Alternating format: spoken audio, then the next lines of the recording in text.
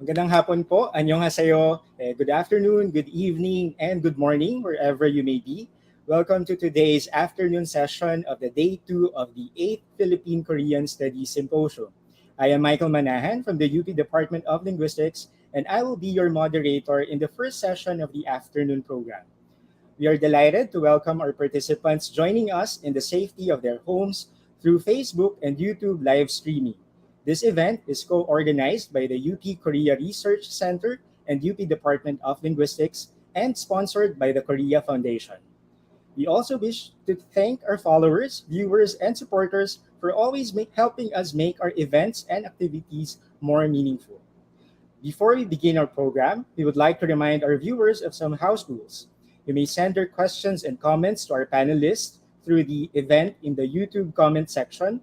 Kindly introduce yourself with your affiliation when raising questions. The questions will then be collected and answered during the open forum after the two presentations. We are also reminded that the whole forum is a safe space and thus will not tolerate any form of bullying and trolling, academic or otherwise. The organizer reserves the right to remove those who will create any disruption in any part of the program. We would also like to inform everyone that this event will be recorded. This afternoon, we start with the students' research presentation. All our presenters are BA Linguistics majors taking Linguistics 197, Special Topics in Linguistics, the Linguistics of Subtitling class this first semester academic year 2022-2023 in the University of the Philippines, Diliman. This is an experimental class and the first offering for an audio-visual translation subtitling class in the UP Department of Linguistics. For most of the students, this is their initial attempt into doing translation and subtitling as part of their linguistic and creative work. So now, we will watch their video presentation first and virtually welcome them in the studio. While you are watching the video presentation, feel free to post questions or comments that will be answered later during the open forum. Please welcome the presentation of BA Linguistics majors Keen Lorenzo Abesamis, Darla Lorraine Abrera, Hazel Ann Cipriano, Samantha Policarpio, and Kenzo Gray Salao in From Girogi to Alaala, Experiences in Translation and Subtitling an episode of the Korean drama series Extraordinary Attorney Woo into Filipino. Okay, please play the presentation. Good afternoon. Here's Ram and Enzo, two BA Linguistics students from UP Diliman, here to present to you From Hirogi to Alaala, Experiences in Translating and Subtitling an episode of the Korean drama series Extraordinary Attorney Woo into Filipino. Extraordinary Attorney Woo is a South Korean television series that aired in 2022. It follows the experiences of the titular protagonist as she navigates life as a lawyer with autism. The series aired in Korea on television network ENA and globally on streaming service Netflix. Netflix provided subtitles for the series in multiple languages, including English. The following details the experiences in translating the first episode of the series into Filipino, a language that Netflix's distribution of Extraordinary Attorney Woo had no available subtitles for. The experiences were informed and influenced by multiple factors, including Filipino subtitling still being an emerging field, attempting to bridge cultural gaps, and the drama's heavy utilization of legal jargon. Our approach and issues can be classified into subtitle timing, politeness and occupational titles, legal terminology, and wordplay. As for the title, as compared to the Korean word ishangan or strange, which has a more negative connotation, Katangi-Tangi Attorney Woo was chosen as the title for the translated work.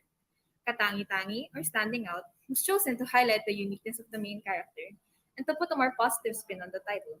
The same interpretation can be given to the English title using the word extraordinary. While most of the translation was done pivoting off of the English subtitles of the episode, the original Korean text was also used as basis of the translation when deemed more appropriate. This was possible as all the translators have some background in varying degrees in studying the Korean language. Through this trilingual approach, the translators attempted to provide the most accurate translation they could. The major restrictions imposed on subtitling have something to do with the possible length of lines relative to the time constraint. This makes brevity a significant aspect to take into consideration. The display time, or how long the subtitle can be seen on screen, is closely related to the average reading speed. In relation to this, the reading speed limit for adult programs as stated by Netflix is 17 characters per second, with a limit of 42 characters per line. Hence, as much as possible, an effort was made in order to pack everything in the short time frame available. However, not everything will fit, and some nuance will inevitably be lost. Thus, the right balance is needed as we cannot separate the physical aspect of reading from audio and video. Formal writing conventions are followed for subtitling, unless characterization dictates breaking it. When it comes to writing in Filipino, this gets difficult with speed limitations.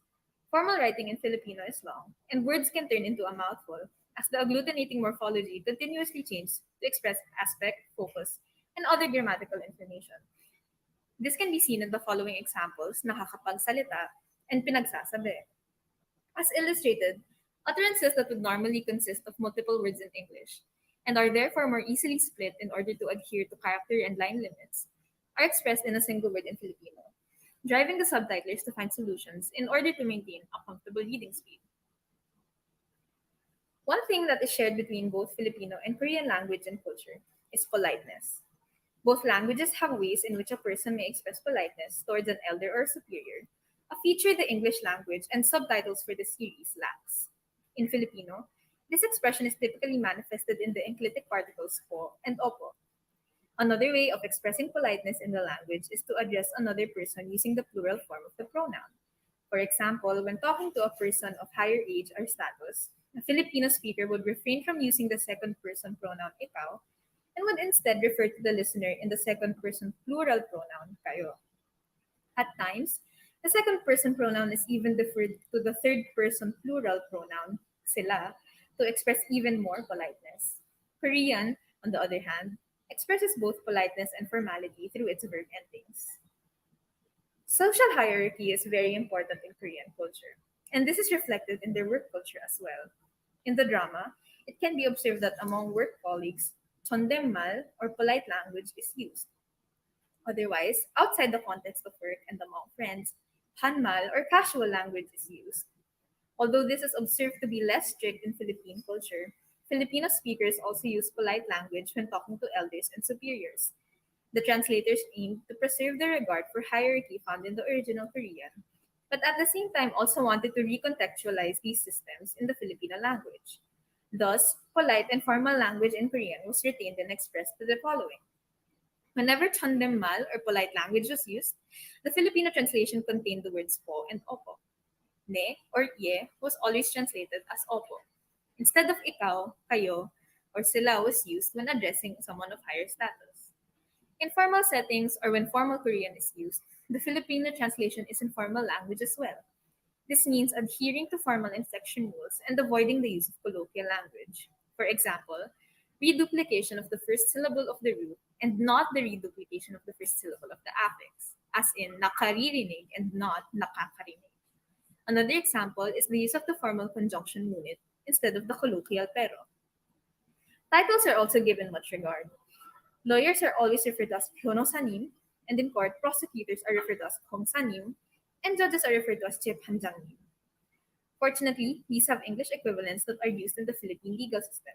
In the Philippines, lawyers bear the title attorney before their names, prosecutors are called prosecutor, and judges are referred to as your honor. The translator's choices for translating Korean titles into Filipino are discussed further in the following section.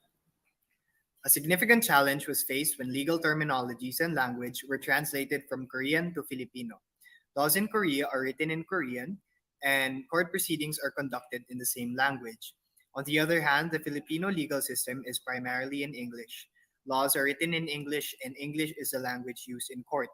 Legal terms are usually in English or at times Spanish. In some, legal language in Filipino is poorly developed and not nearly used as often as English in real life scenarios. In translating legal language from the original Korean of the material, the translators chose to make the subtitles localized and accessible. English legalese is two steps out of touch for the common Filipino, as A, not everyone is familiar with legal terms even among native English speakers, and B, English is still not spoken by everyone in the Philippines. To combat this gap, the translators thought of coining their own native translations. Since the target language is Filipino, the translators sought to limit foreign loans as much as possible and innovated translations for legal terms in Filipino. This was an attempt to strike a balance between how legal language is used in real life and making the subtitles consumable to the Filipino speaker regardless of a background in English or a law education. English terms that are used in the Philippine legal system were either retained in English, substituted by a commonly known Spanish loan, or outright translated into native equivalents. These are summarized in the table. An example of a word retained in English is komsa, prosecutor, which is prosecutor as well in our translation. An example of a word substituted for a Spanish loan was chingin, witness, which we translated as testigo. An example of a word translated into the native equivalent was pobon, court, reflected as hukuman. Filipino legal terms coined by the translators are listed in the table below. An example is inflicting bodily injury, which was translated into pamiminsala sa katawan. Another is injury resulting from violence, translated into pinsalang dulot ng karahasan. With regard to wordplay, in the drama, the protagonist Uyang-woo has a catchphrase made up of palindromes, ending in her own palindromic name, Uyang-woo. It is important to note that palindromes in Korean are words that read the same forwards and backwards by the syllable. This is in contrast to how palindromes are in English and Filipino, which are words that are spelled the same forwards and backwards. In the original, it goes Kirogi Tomato Suisu Induin Kyoltongbyol Uyangwoo. In the English subtitles, kayak, teed, rotator, noon, race car, Uyangwoo. For the Filipino translation, the translators chose to preserve the palindromic wordplay as alaala, salas, oso, alila, tapat, Uyangwoo. Another example was when the character Choi Soo-yeon explained that the nickname for Young-woo in law school was Oilu, a shorthand way of saying Otsapi Ildengen Uyang-woo. In any case, Uyang-woo is in first place. The English subtitles translated this as FPA-woo, which itself is shorthand for first place again, Uyang-woo. In this case, however, the translators chose to translate this into Panawu, already a pun in itself on the word panalo, winner, at the same time being shorthand for panalo na naman si Uyang-woo, a reflection of Filipino culture's tendency to coin fun nicknames. To come up with this expression, the original meaning was first taken into account. There was a dilemma about using the literal translation or coining a new Filipinized phrase to make up for the creativity shown in both Korean and English subtitles, Oilu and FPA-woo respectively. In the end, the latter was chosen in order to preserve the wit exhibited by the wordplay as it was deemed necessary. Translation will always be a difficult task. When it comes to translating non-English original works, English is still commonly used as a basis for secondary translations. It cannot be denied that the availability of non-native English writers far exceeds those of other languages. However, the translators in this case used their background in Korean studies to have a translation made through a trilingual approach. Both Korean and Filipino culture place importance on politeness and one's title. As such, translating those aspects of the culture from Korean into Filipino was able to be done smoothly. However, there is some awkwardness when it comes to Filipino since English titles are actually more often used. There is a noticeable gap when it comes to translating legal terms into Filipino, whether from English or Korean. As it is, legal proceedings in the Philippines are mainly conducted through English. While borrowing is commonplace in any language, this also means that legal language in the Philippines is not accessible as it lies behind two barriers. A, even native English speakers are not entirely familiar with legal terms, and B, English is not the language of the masses in the Philippines, despite its status as an official language. In order to preserve the nuance present in the material, translating directly from the source language is still the best practice. This is exemplified by the translation of Otsapi Ildungen Uyangwoo. In any case, Uyangwoo is in first place as Panawu. An exploration of direct translation from Korean to Filipino is recommended. That is all from us for today.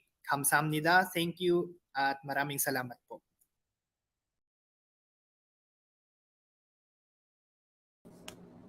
Okay, so thank you to the first presenters for a discussion of their subtitling experience in the first episode of Extraordinary Attorney Wu. The next student presenters have watched the episode with the Filipino subtitles done by the previous presenters and they will share their review and insights as viewers as well as researchers in their presentation, Extraordinary Words, a review on the Filipino audiovisual translation on Extraordinary Attorney Wu by BA Linguistics majors Laeticia Francisco, Jerry May Garcia, Trisha Nicole Magtibay, Bethania Marie Masangkay, and Alera Quinto.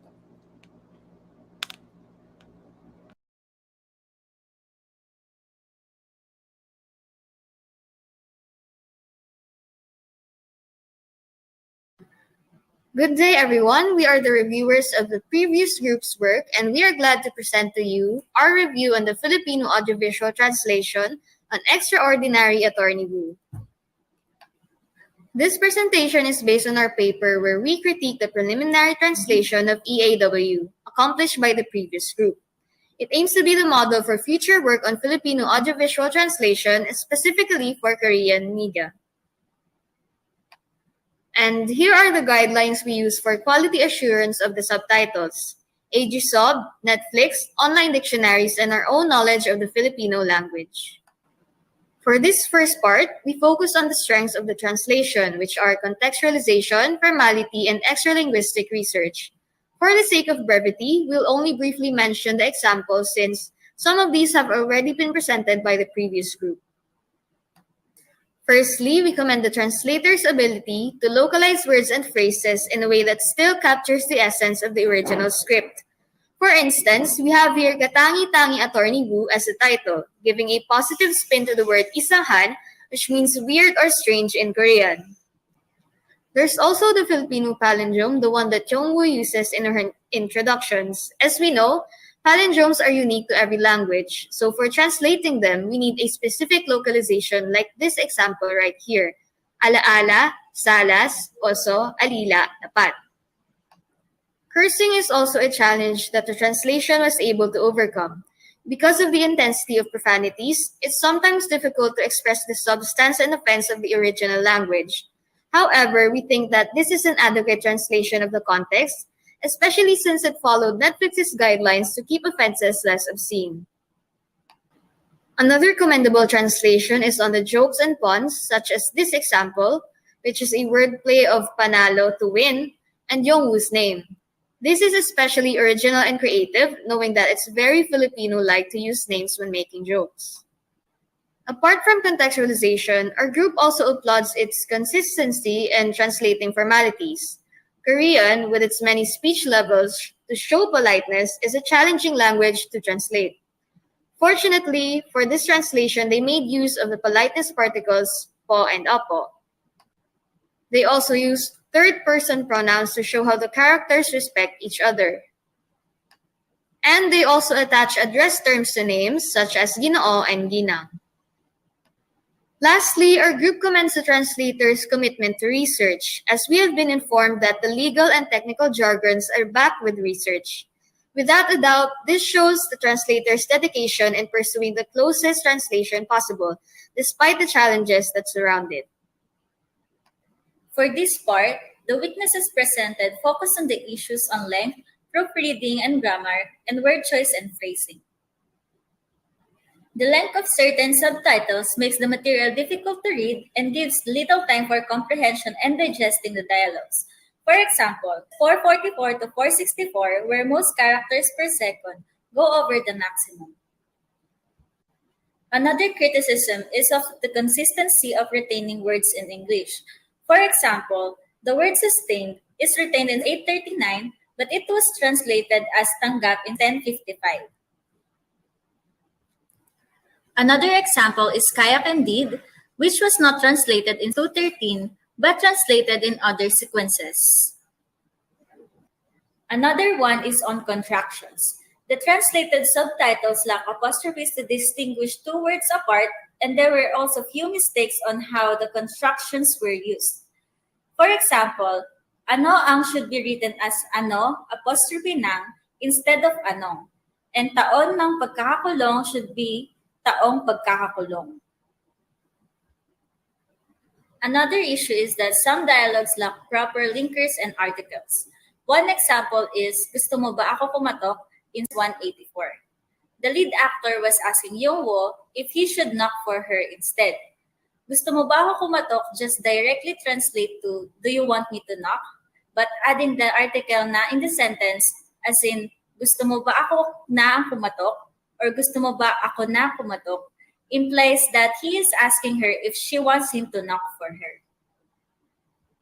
Although in conversational Filipino, we sometimes omit the linkers and determiners, it is better for such translations to be properly structured because not only native Filipinos would use these Filipino subtitles.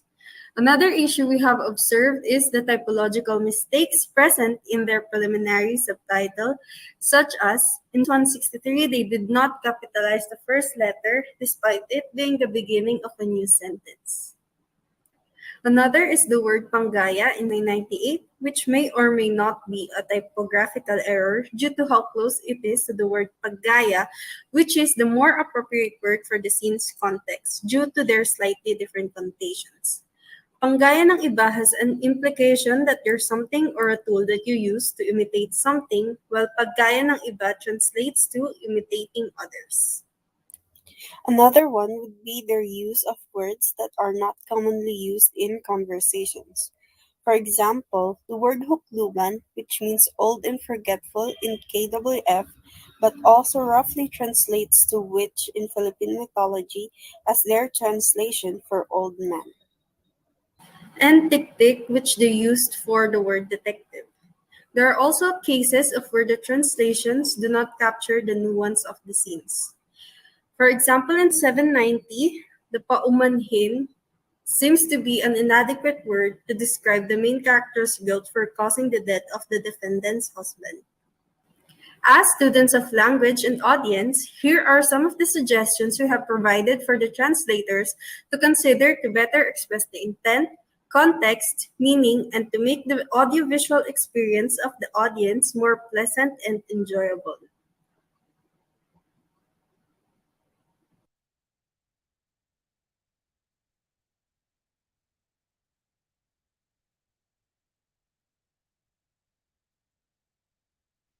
After reviewing the preliminary translation of Extraordinary Attorney Wu, we have determined translation issues from a larger perspective, which may fall under the following categories: contextualization, equivalence, and appropriateness.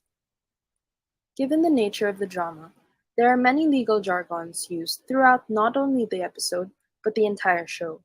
This becomes a challenge in the translation process as several factors need to be taken into consideration. First, is there an exact equivalent for the legal term or expression in Filipino?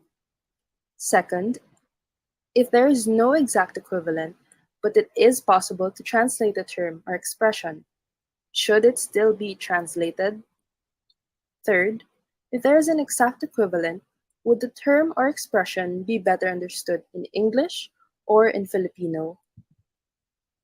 Fourth, if selected terms have exact equivalents, while others do not, should they still be translated or kept in English for consistency? And lastly, if English is used for such terms and expressions in scenarios in Philippine context, for example, in courtroom hearings or in Filipino legal dramas, should they still be translated when creating subtitles? As presented earlier on, consistency and equivalence of the translation was an issue found within the Filipino subtitles. For example, some legal expressions seen in the episode include objection, argumentative, sustained, and leading question. Whereas objection is not translated, argumentative is stated as makikipagtalo, sustained as tanggap, and leading question as nangungunang tanong. These are not actual equivalents used in Filipino legal settings, but rather approximated translations. This once again brings about the question of whether or not translating is the best course of action in this case for the consistency of the subtitles. Translations, especially for jargons, may lead some viewers to find the dialogue to be unclear, as word for word or even closely approximated translations do not always equate to the meaning of the jargon used. Another issue concerns the translation of expressions from English to Filipino. For example, the greeting "it's been a while" was translated into long time no see. This is undoubtedly used in Filipino conversations as a way of greeting a person that you have not seen in a while. However, the expression itself is not in Filipino. Furthermore, long time no see is an informal phrase mostly used among peers and in informal conversations. However, the scene described in this portion was suspenseful, and the character had a somewhat serious disposition.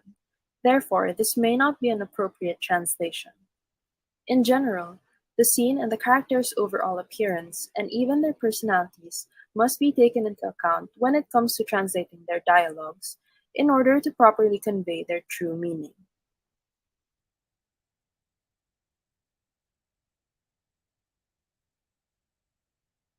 Successful in familiarizing themselves and then interpreting legal jargon, in localizing Korean dialogue, including jokes, so as to make it familiar to Filipino viewers, and in making the dialogue clear and the content accessible. While their weaknesses mostly were in inconsistencies in translation and in word choice. Overall, the translation and research are praiseworthy. For these reasons, the reviewers believe that this EVT work could very well be the framework and reference for future translations on other K-drama titles. To the translator's credit, applause is certainly well deserved. Further research can also spring up from these efforts because admittedly the literature on Filipino EVT is still quite lacking. And that's everything we have for today. Thank you so much for listening. Our references will be flashed in the next few slides.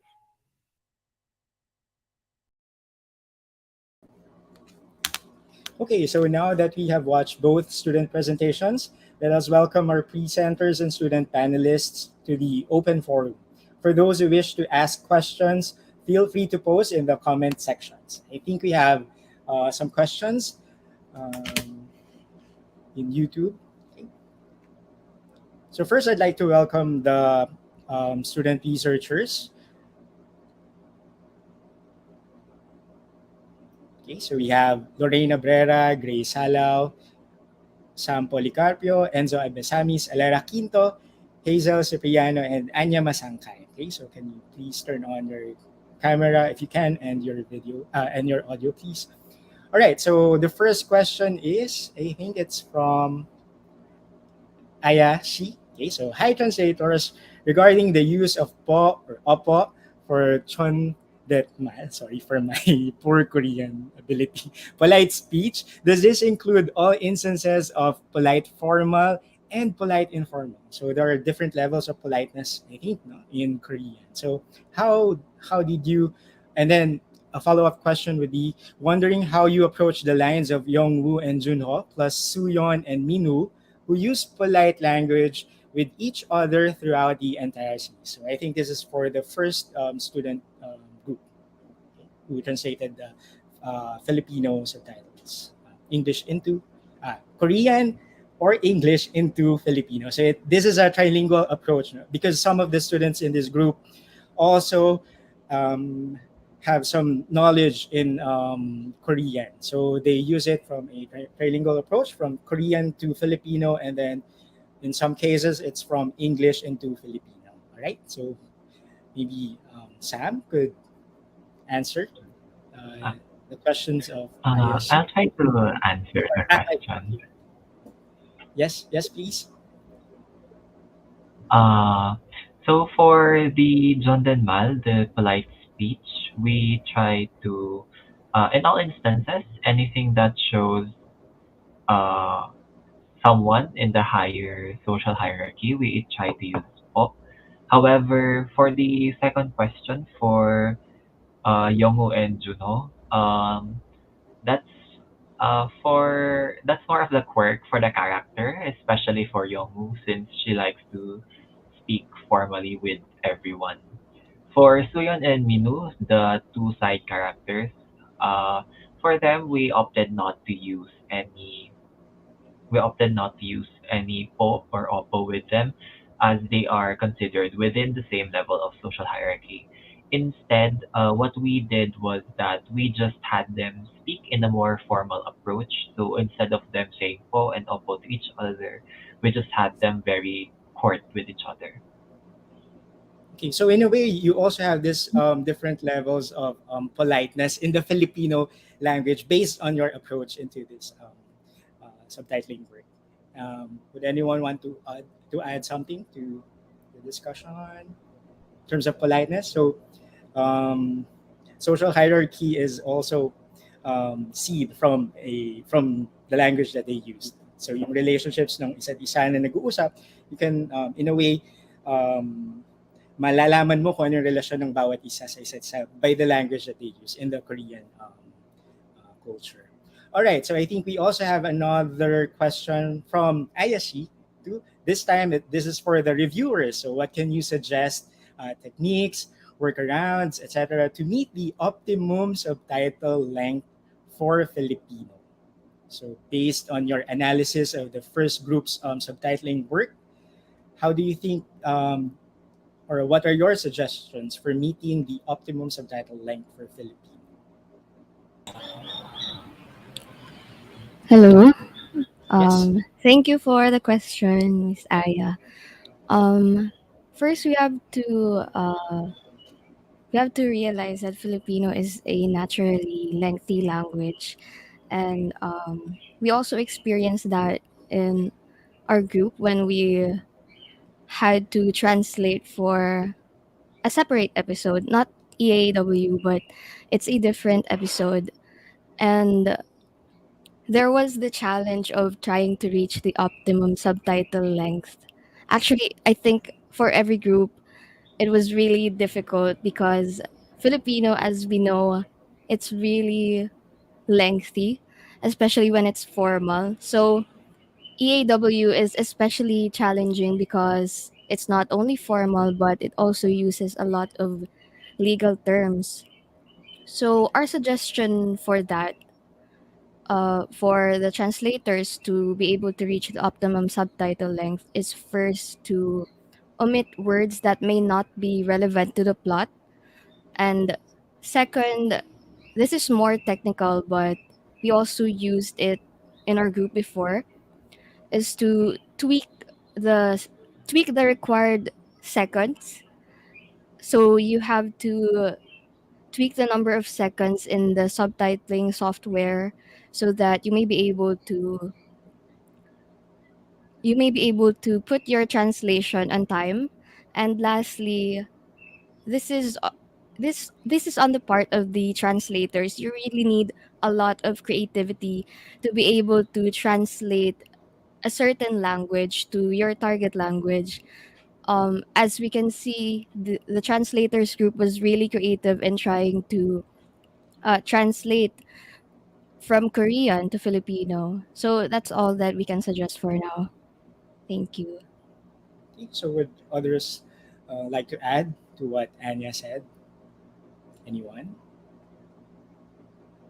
Alright, I think kung sa linguistic na aspeto natin titingnan, no, it would also help to craft a shorter subtitle event kapag pinanood mo yung yung buong episode, let's say, kesa yung igagawin mo siya per line tapos dialogue and then doon mo pa lang siya mapapanood na umpisa pa lang, ay yung first time mo pa lang mapanood siya.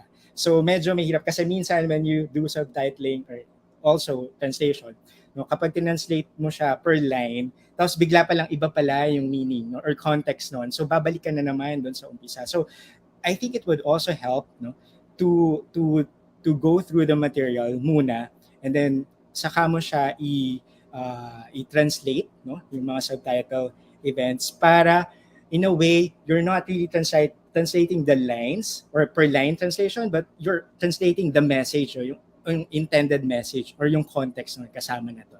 Well, kung technical naman na aspeto, yes, like what Anya said, there are time adjustments, but you can also siguro consider merging events, no? Kung kaya, no? Kung kaya pa ng mga considerations. Kasi subtitling, yun nga, it's a creative work eh. So, matetest talaga yung creativity mo. Ano yung mga ibabawas mong hindi relevant? Kasi we need to take consideration yung time na pag-appear ng mga text, no, doon. Would it contribute to a better viewer experience or yung viewer ba maghahabol doon sa binabasa niya, di ba? So kapag naghahabol na siya, it's not a really good subtitle na. So there are a lot of considerations at play here. So it's quite really a challenge to do subtitling work. Yeah. So are there other questions? I think wala nang questions. Meron bang gusto mag-add sa experience niya about their experience subtitling work? Would you recommend doing subtitling to to to those who want to delve into this part of translation or translation studies ng audiovisual translation? They're nodding. I think that's a yes. No, so please try to do kahit yung mga fun subs lang. So try to do subtitling work and see kung ano yung challenge. Kasi it's also fulfilling, no? Kapag nakapag-translate ka ng talagang napakaganda and very localized na linya ng translation. Ayun. Na talagang nagre-resonate dun sa mga viewers and dun sa culture ng target language. All right, so I think I'll just share some thoughts, no, as their teacher and facilitator, no, para dito sa subtitling class. I commend both groups in this presentation, as well as my other students who work with a different genre and material for accepting this challenge. As doing subtitling work, as they know and have experience, is a big task, not only in doing linguistic translation, but also at the same time considering the technical factors involved, like time, space, and cultural elements in their work. So subtitling may be considered as both, as well as translation, no? As both a linguistic and a cultural act. The translator author is a decision maker. They are always deciding on each subtitle, event, or dialogue whether it needs to be reduced, omitted, added, edited, restructured, etc. So these are some of the things that subtitler is always and should always be doing, aside from being familiar in both the source and target languages. In addition, their familiarization of the extraordinary Attorney Wu material, as well as the legal terminologies in the Filipino culture and how they chose to deal with them, may be a good take-off point for a continued discussion in future subtitling work, as this area of translation study is still relatively new in Filipino translation. Their work may be a good reference material for students, researchers, translators, and the audiovisual translation industry. So again, thank you for sharing this very relevant presentations. Okay, good job. All right, so to conclude this session, let me read the certificate of appreciation to for our presenters. So this certificate is presented to Darla Lorraine Abrera, Kenzo Gray B. Salao, Samantha Gabriel Policarpio, Keen Lorenzo Abesamis, and Hazel Ann V. Cipriano for presenting the research paper titled From Kirogi to Alaala, Experiences in Translating and Subtitling an Episode of the Korean drama series Extraordinary Attorney Wu into Filipino. So at the 8th Philippine Korean Studies Symposium, organized by the University of the Philippines Korea Research Center and the Department of Linguistics at the University of the Philippines, Diliman. Given on the 28th day of January 2023, signed Kyung Min Bae, OIC Director, UP Korea Research Center, and Maria Cristina Gallego, Chairperson of the UP Department of Linguistics. And also, the certificate of appreciation is presented to Leticia A. Francisco, Trisha Nicole E. Magtibay, Jerry May D. Garcia, Bethania Marie R. Masangkay, and Alera C. Quinto for presenting the research paper titled Extraordinary Words, a review on the Filipino audiovisual translation on Extraordinary Attorney Wu 2022 at the 8th Philippine Korean Studies Symposium organized by the University of the Philippines Korea Research Center and the Department of Linguistics at the University of the Philippines, Diliman, given this 28th day of January 2023, signed Kyungmin Bae, OIC Director of the UP Korea Research Center, and Maria Cristina S. Gallego, Chairperson of the UP Department of Linguistics. So again, congratulations to everyone, and thank you for sharing your present research. Okay, so Now, let me briefly introduce the moderator for the next session. He previously served as a director of the UP Korea Research Center, a former chair, and is an associate professor at the UP Department of Linguistics. Please welcome Dr. Aldrin P.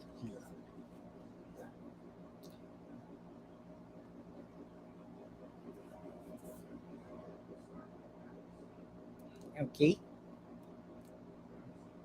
Okay. So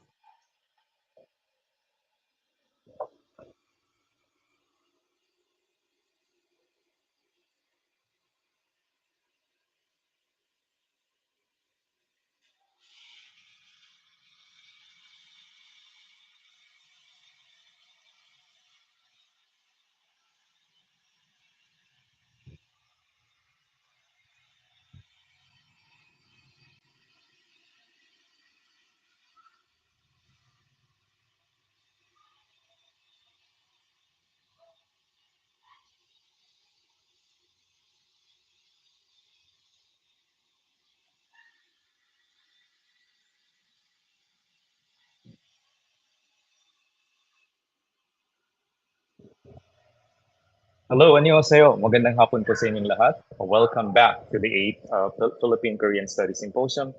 And now we will continue on with the next session, which will feature presentations on the UPKRC's core research projects. In this session, we'll meet researchers who have been working with UPKRC in 2022 on various topics under the overarching theme, Korean public diplomacy in the time of the pandemic, focusing on Korea-Philippines Bilateral Relations. Today and next Saturday, there will be 4 research teams who will present their findings. So, umpisa na tayo sa unang research team. I will first introduce the speakers. The first speaker is Mark Salvador Isla. He's a faculty member of the Department of International Studies at Far Eastern University. He teaches courses in globalization and world politics, theories of international relations, international and regional organizations, and government and politics of the US and East Asia. He received his master's degree in international studies from Sogang University in Seoul, South Korea. He previously served as the Associate Dean of the Institute of Arts and Sciences and Program Chair of the Department of International Studies at the Far Eastern University. His current research interests include international organizations, disarmament and demobilization, refugee policy, and ASEAN and Korea relations. Together with Mark is Marian Gongora. She is also a faculty member of the Department of International Studies at Far Eastern University, Manila.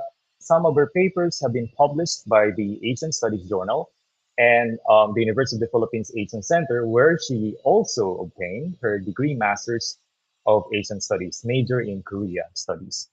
She previously worked for the Embassy of the Republic of Korea in the Philippines, and she was also an exchange student at Seoul National University while pursuing Bachelor of Arts in Asian Studies at the University of Santo Tomas. Her research interests include Korea, women, popular culture, human security, and migration. So, to present about Developing the Philippines' Cultural Policies, Benchmarking the Korean Success in Building Sustainable Cultural Industry.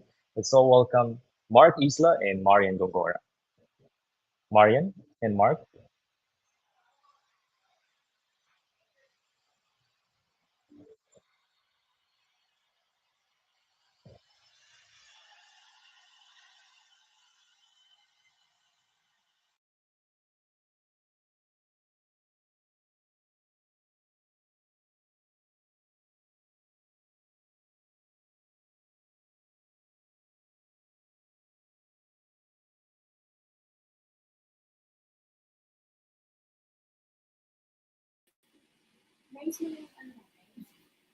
Wait lang.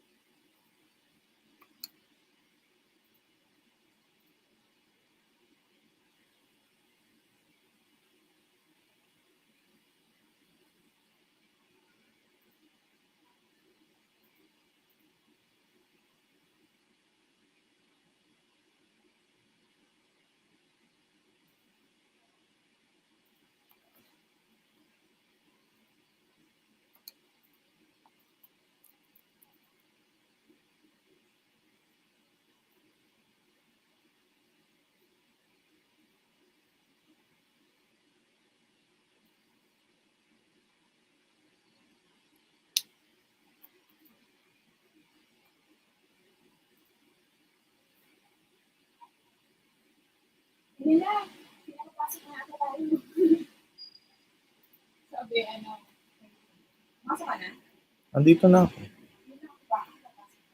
Hello, Mark. Hello, good afternoon. Hello, magandang hapon. I already introduced you and Marian, so whenever you're ready. All right.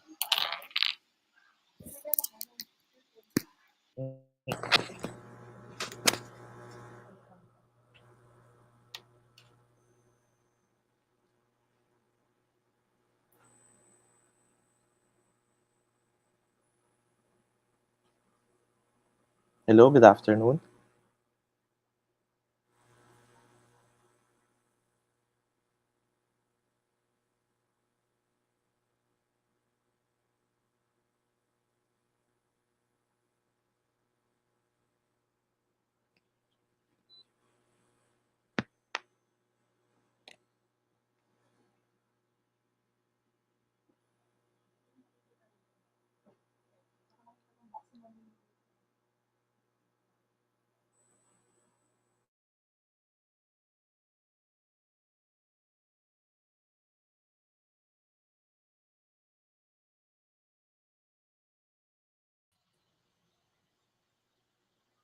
Hello again, Mark.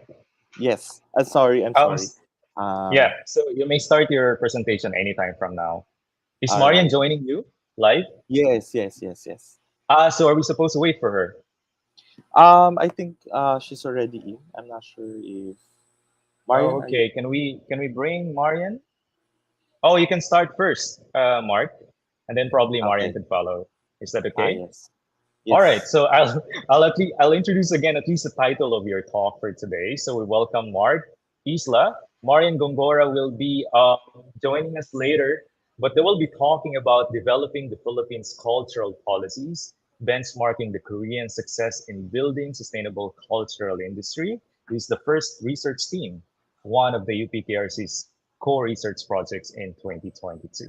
Once again, we welcome Mark Isla first. Mark. Yes, good afternoon. Thank you so much, Dr. Aldrin Lee, for the introduction. And just like what Dr. Lee mentioned, that we're going to make a presentation about our research about developing the Philippine cultural policies, benchmarking the Korean success in building a sustainable cultural industry. So basically, The global success of Korean cultural industries could actually provide a model for the revival of Philippine cultural industries. Philippine artists was able to introduce its own internationally acclaimed cultural industries like movies, songs. However, the production of such was not somehow sustained through the years. And so, given that there had been a lot of initiatives towards regional aspirations to strengthen cooperation through various initiatives, and that includes culture, government agencies, and organizations, particularly through cultural diplomacy and other routes, continue to grow in the Asian region, particularly in Southeast Asia, where Korea wanted to further strengthen its relationship. However, it is observed that there is a lack of comparative studies that examine cultural policies or phenomena between Korea as well as the Philippines. So, witnessing the importance of the impact of culture and the role of creative industries, the lawmakers here in the Philippines and various stakeholders collectively worked to pass the Philippine Creative Industries Act, or House Bill number 1080 in the Philippine Congress. The aim of this bill is to basically grow the creative industries as well as the cultural industries and eventually achieve economic success. The top down policy is inevitable to strategically develop an enabling policy and governance framework and help Filipino talents become globally competitive. Also, this year in 2022, it is an important 2022 is an important year for both Republic of Korea and the Philippines as we usher in new administrations. While the previous administrations of Moon Jae-in and Rodrigo Duterte have ended, it is essential to analyze the cultural policies that were created under those administrations in order to understand how this can be used to promote the cultures of each country, as well as to further strengthen the cultural relations between the Philippines and South Korea. This is against the backdrop, of course, of the challenges posed by COVID-19 pandemic and other social, political, and economic issues besetting the two countries. Thus, it is essential to ask how do both governments, especially under Moon and Duterte administrations, develop and implement sustainable cultural policies. So, in the process of many dialogues, local leaders oftentimes regarded South Korea as a model of how the government initiatives will bring huge impact to various industries, and that includes cultural as well as creative industries. Yet, a thorough understanding of Korea's cultural policy development and its contextual factors are hardly known to many Filipinos. And therefore, this study will focus on comparing and contrasting two countries' cultural policies, particularly in terms of how these policies respond to the cultural as well as the creative industries and the economy of both countries. So the year 2022 is important, as we've mentioned. And so the research question for these research will be presented by Ms. Marian. Okay, hello, good afternoon. Can you hear me? Okay, so the research questions that we post in this paper is that main research question would be how are national cultural policies developed, implemented, and sustained under the Moon Jae-in and Rodrigo Duterte administrations? And then, of course, our sub questions would be what are the programs and initiatives implemented in line with the cultural policies crafted by both Korea and the Philippines? How do the policies and programs of both countries provide sustainable support for creative industries in terms of strengthening their competitiveness and gaining economic advantages? What are the challenges and opportunities of the policy frameworks of Korea and the Philippines? And last, what are the prospects for cooperation with regard to culture between Korea and the Philippines? Okay, and then, of course, our research objectives. Next slide, please. Okay, so the research objectives to examine the development, implementation, and sustainability of the cultural policies of Korea and the Philippines, and of course, to determine the programs implemented in line with the cultural policies of both governments, to examine the policies and programs of both governments that provide sustainable support for creative industries in terms of strengthening their competitiveness and advantages, to identify the challenges and opportunities of the policy frameworks of Korea and the Philippines, and lastly, to explore the prospects of cooperation of the two governments. Okay, now let's go to the research scope and limitation. So in terms of scope and limitation, since the focus of our research is up to the Moon Jae-in and Rodrigo Duterte administration, we invited in our research most of the representatives of the Korean government and also the Philippines that are involved in the cultural and creative industries. However, some of the sectors involved in the Philippines and also in Korea were not able to participate in the research. So for those that we were not able to contact, we will not include it. We were not able to include anymore in the findings. And also, of course, with regards to the present development in after the Duterte administration, especially now that we have a new president, will not be included anymore. So the development plan of the current administration was not considered anymore in this research. Okay.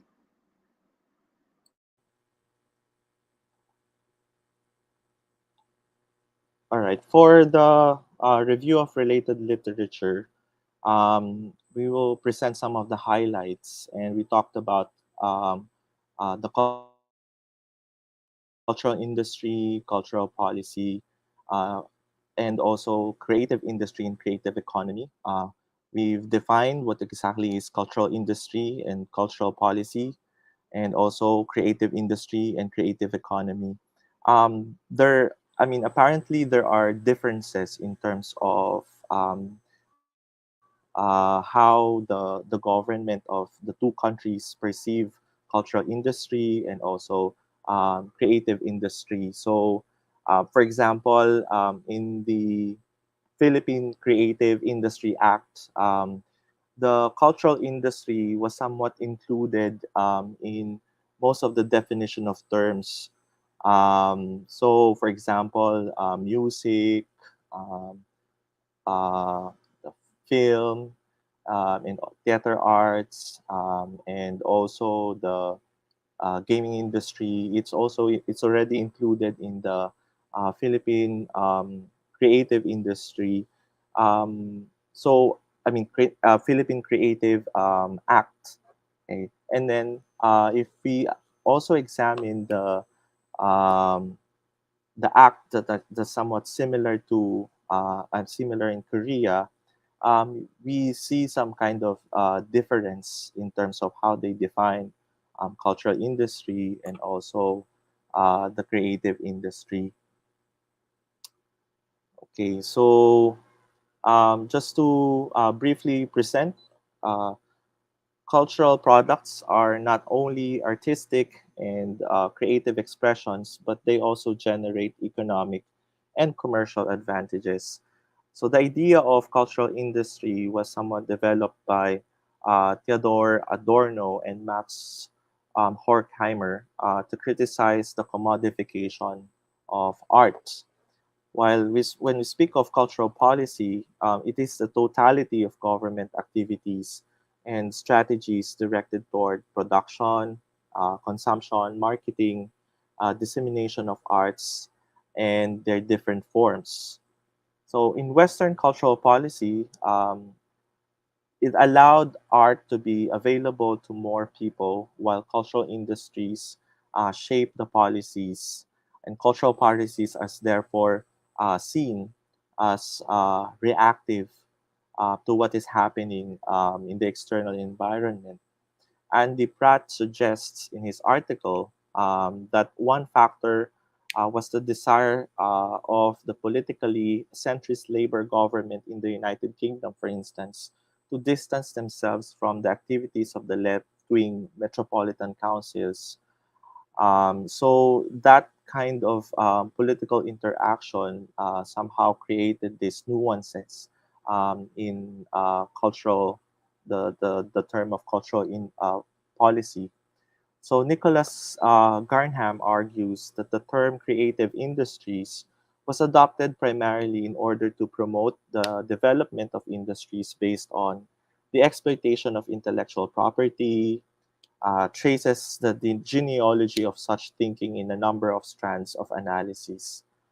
For some, creative industries has acted as an ineffectual umbrella term for separate film and television policy, as well as a number of other economically vibrant cultural activities. The World Intellectual Property Organization defines the creative industry as an umbrella term that includes the cultural industry. In 2004, the UNCTAD has been working on the promotion of development through creative industries under its Creative Economy program. While the definition of creative economy continues to evolve, it includes advertising, architecture, arts and crafts, design, fashion, film, video, photography, so on and so forth. Creative industry, therefore, is recognized as among the most dynamic sectors in the world economy, providing new opportunities for developing countries to leapfrog into emerging high growth areas of world economy. Um, in the case of the Korean government, so the Korean government included the term creative economy as part of its economic strategy in 2013. And in order to achieve this, several ministries and government agencies are involved. The creative economy of Korea is globally recognized, especially through the EU Innovation Union's Scoreboard Index, as well as in Bloomberg Innovation Index and the Global Innovation Index. The development of Korean cultural policy can be understood as a state-led development aimed at creating and maintaining social control at the onset of the initiatives of the government. So when we speak about Korean cultural policy development, each administration in the past contributed to the cultural policies that Korea currently have. Although we see that now it's no longer a state-led type of development, but rather the government is already playing like an enabling role to further expand opportunities for the different industries in cultural, the different industries involved in this particular area. Of course, part of the at the center of this cultural policy development is, of course, the Ministry of Culture, Sports, and Tourism, who's been very active in promoting cultural content, not only domestically, but also to foreign markets. Currently, the ministry was first inaugurated. The ministry was first inaugurated as Ministry of Culture and Public Information, and then it already evolved into what we now know as Ministry of Culture, Sports, and Tourism. Talyong Jin in 2014 wrote that the Korean government's role in the growth of cultural industry proved to be crucial. It was in the 1990s, shortly after the beginning of Hallyu 1.0, when the Kim Yong-sam government started to recognize the significance of culture to the economy. And this was reinforced through a cultural policy that included various initiatives through the motion picture promotion law in 1995, providing tax breaks to some of the conglomerates to invest in the film industry. Thus, the case of Korea, uh, the government's recognition of the possible economic benefit of cultural product was pivotal in the transformation of its cultural industry. So the Cultural Industry Promotion Fund was also established to support corporations in the cultural industry back in 1999. There's also budget allocation for cultural industry, um, and the budget is actually necessary for the implementation of policies, plans, projects, as well as the different strategies that the government created. And this continued increase in the budget allocation indicates that the government support for the cultural industry is quite robust. While Shim in 2008 argues that external pressures for the Korean economy to globalize led to the government to respond defensively through the promotion of production of media and cultural contents since the 1980s. And under the Romuald administration, pressures from neoliberal globalization weakened the government support for cultural industry, and this came in the form of uh, allowing more importation of foreign films and decrease in the budget allocation to cultural industries. So we can see that even though the Korean government provided support for the culture industry, there's also highs and lows in terms of their promotion and support for the industry. In the case of the Philippines, the creative industry, um, Michael Lim argued that the policy developed by the Philippine government on the culture industry is ineffective because the definition is not very clear. Also, many Filipinos are not aware that as early as 1973, the Philippines is already considered one of the UNESCO member states that have been able to release a cultural policy document containing or including architecture, dance, literature, music, painting, arts and crafts, theater, etc., etc. And building and developing national identity is the focus of the Philippines policy on culture.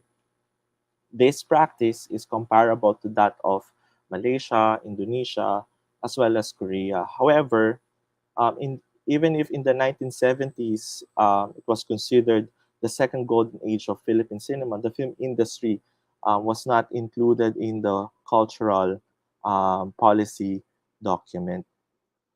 And of course, we've seen how the other industries connected to the creative as well as the cultural industries in the Philippines have already suffered because of several economic as well as political issues.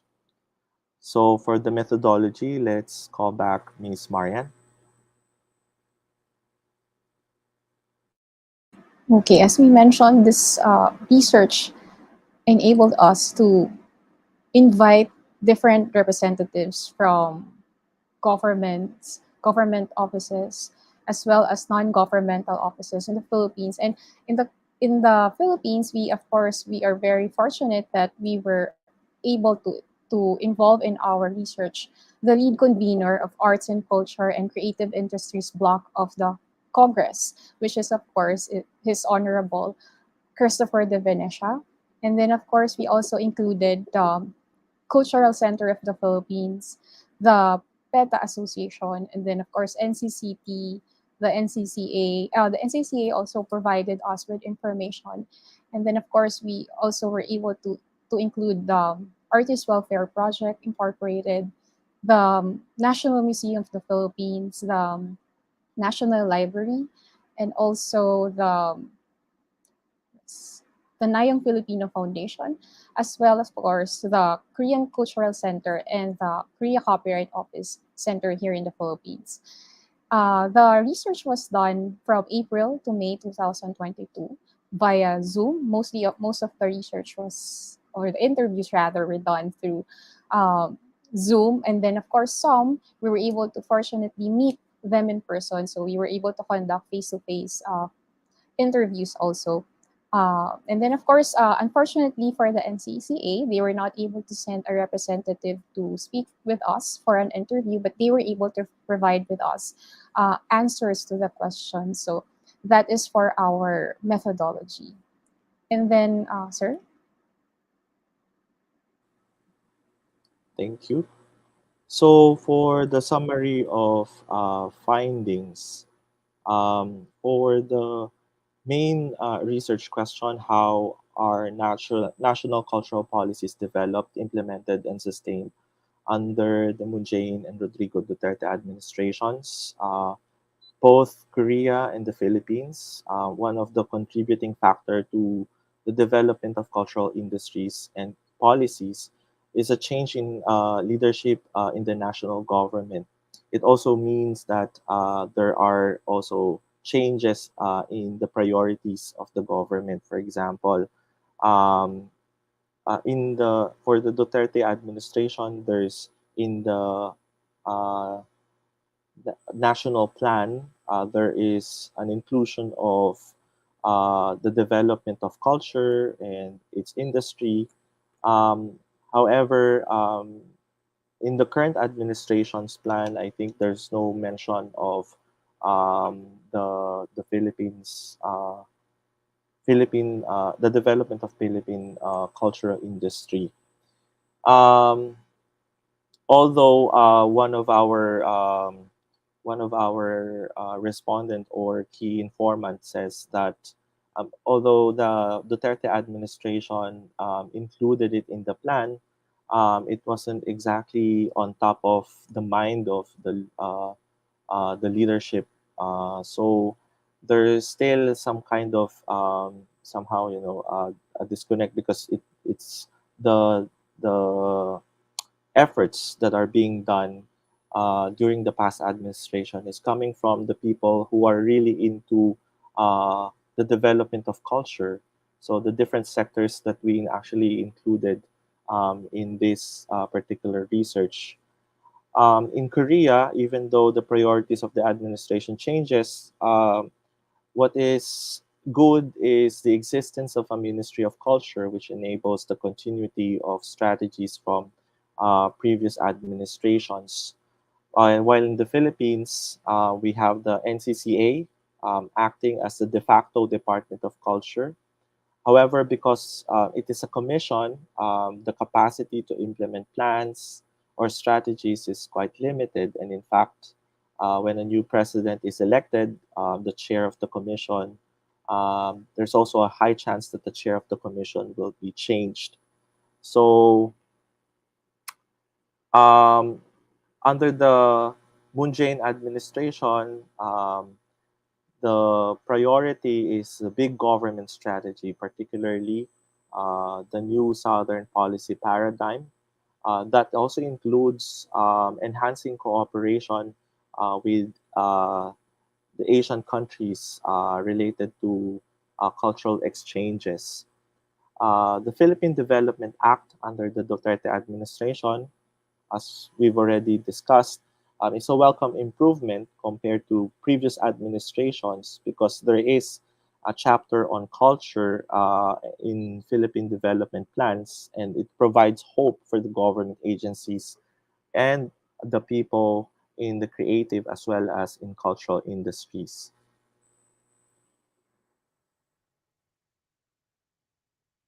For the question of what are the programs and initiatives implemented in line with the cultural policies crafted by Korea and the Philippines, Um, NCCA mentioned that um,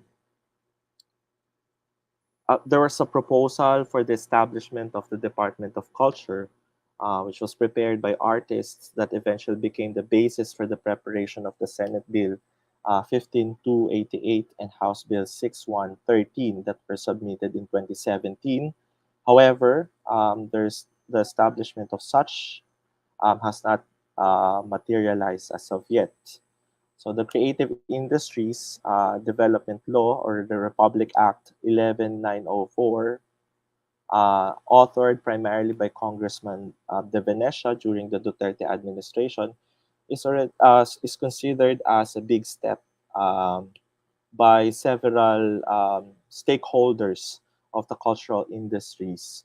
They said that law defines creative industries as involving persons, whether natural or juridical, that produces cultural, artistic, and innovative goods and services originating in human creativity, skills, talent, and having a potential to create wealth and livelihood through generation and utilization of intellectual property.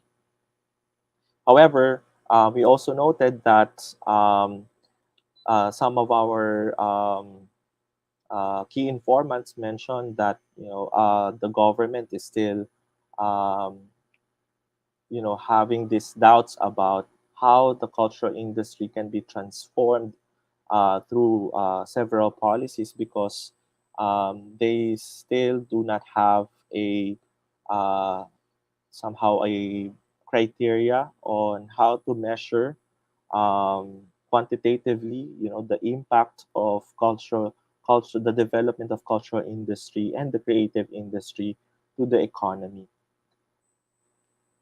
Okay, so Miss Marian.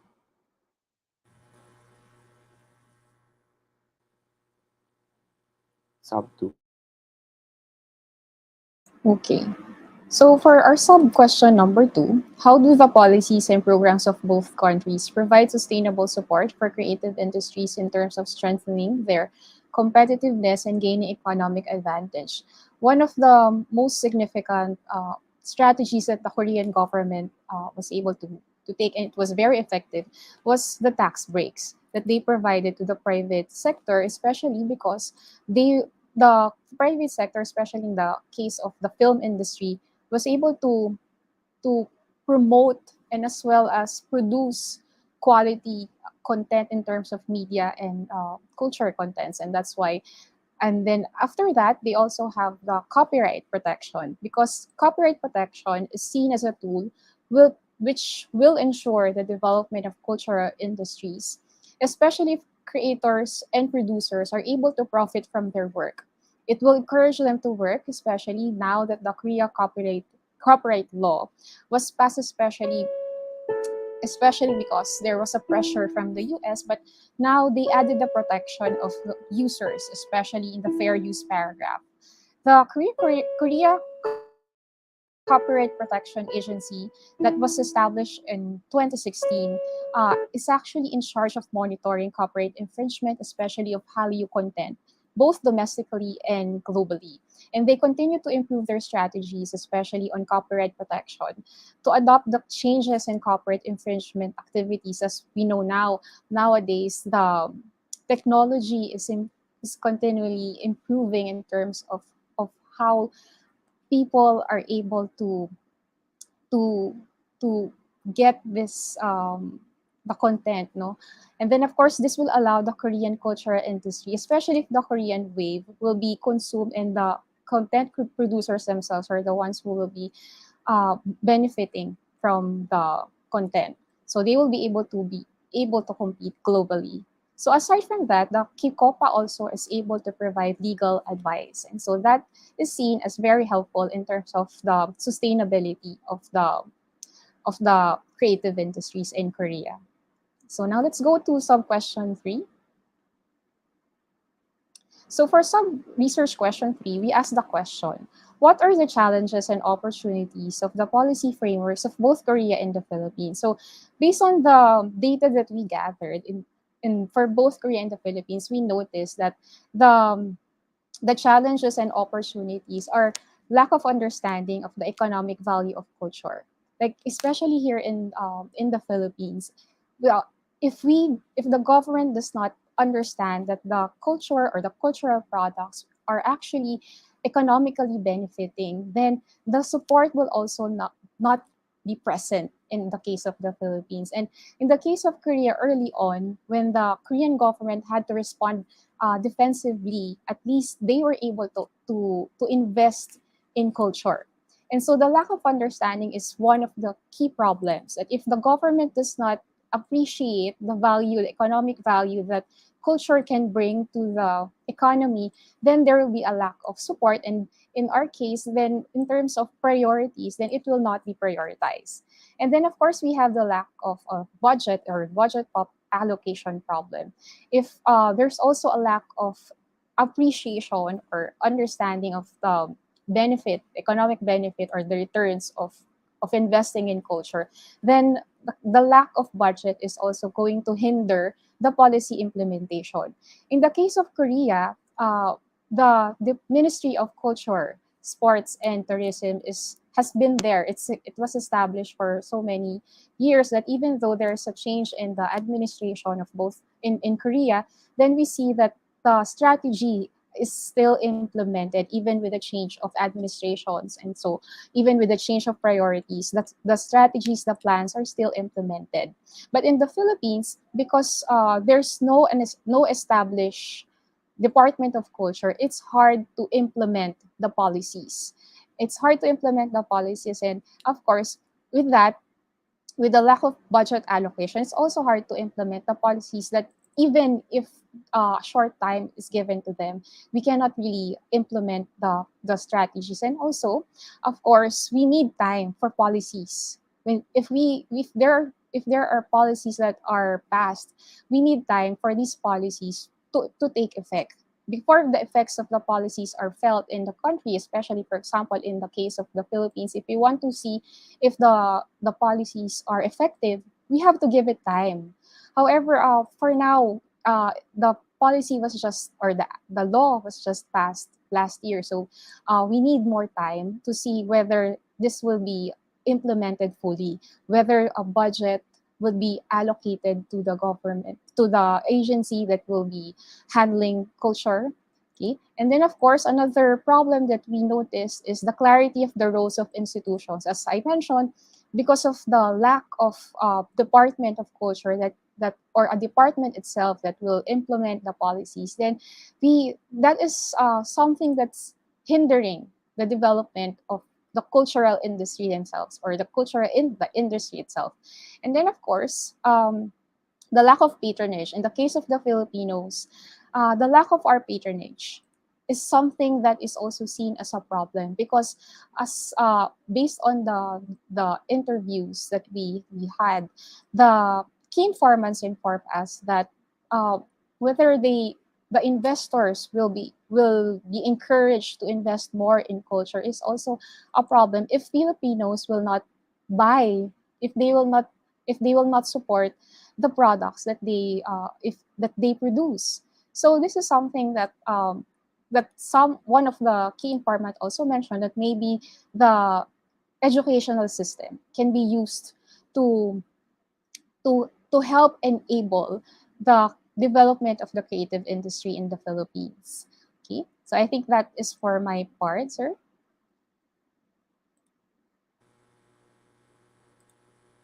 So, on the question of what are the prospects for cooperation with regard to culture between Korea and the Philippines, um, there should be continuing consultations and cooperation between the Philippines and Korea in the area of um, cultural development, not only exchanges, but perhaps we, especially the key informants, mentioned that the Philippines would benefit more if we have programs that would uh, further develop the cultural industry of the Philippines.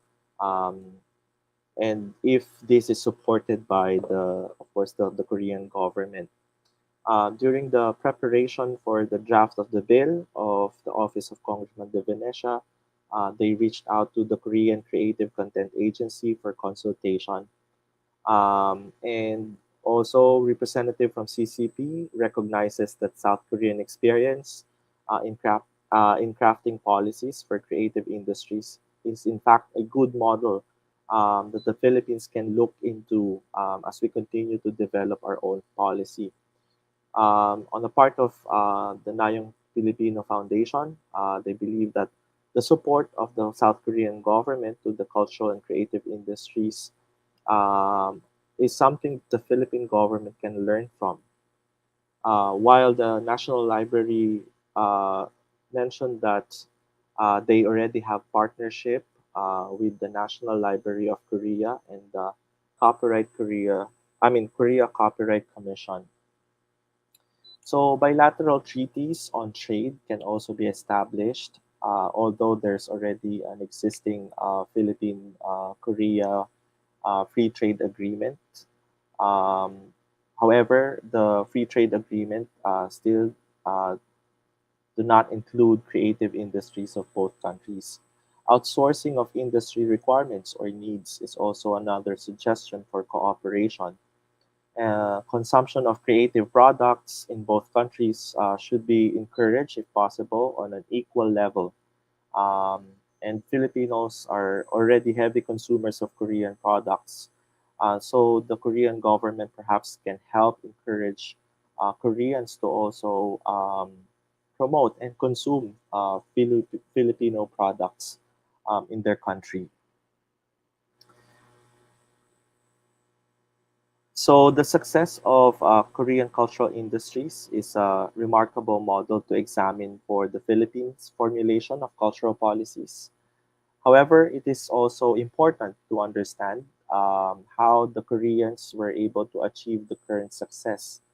Long-term planning is essential together with the clear vision in order to for the culture to naturally improve, and this will eventually lead to cultural products that will be appreciated and consumed by local and international audiences. Also, the Philippine government should understand that it is essential to consider domestic market or domains of culture instead of jumping hastily to the possibility of promoting Philippine culture in the global market. Thus, knowing that the idea of replicating the success of Korean cultural industries will take time, um, for the case of the Philippines, it is vital and something that the Philippine government should not overlook. And the Philippines also has a pool of talents which can be potentially developed further. However, there's also a need to strategize on how they can be utilized effectively uh, in order to promote Philippine culture.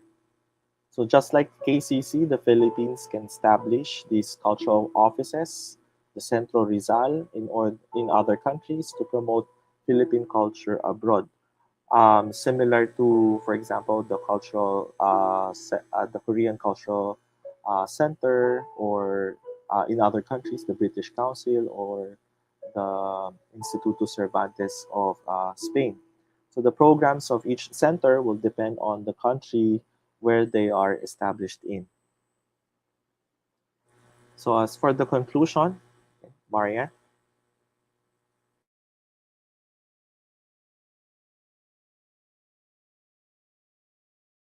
So as for the conclusion, of course, we noticed that there is a lack of understanding of the economic value of culture. And so in the case of the Philippines, we have the government itself has to realize that there is economic value to culture. Many countries have already realized this. And if we want to, and as we have also gathered in our research, if the Philippines want to replicate or follow the steps of Korean success, we also have to understand first that there is economic benefit in culture. But it will have to take time, and also we need budget allocation for that. We need a department that will implement the policies. We need the clarity of the roles of the institutions. The institutions have to know what is their role, what is the mandate, what is their mandate with regards to cultural policy implementation. And then of course, in terms of patronage, we have to support our own industry. Okay? So that would be for mass.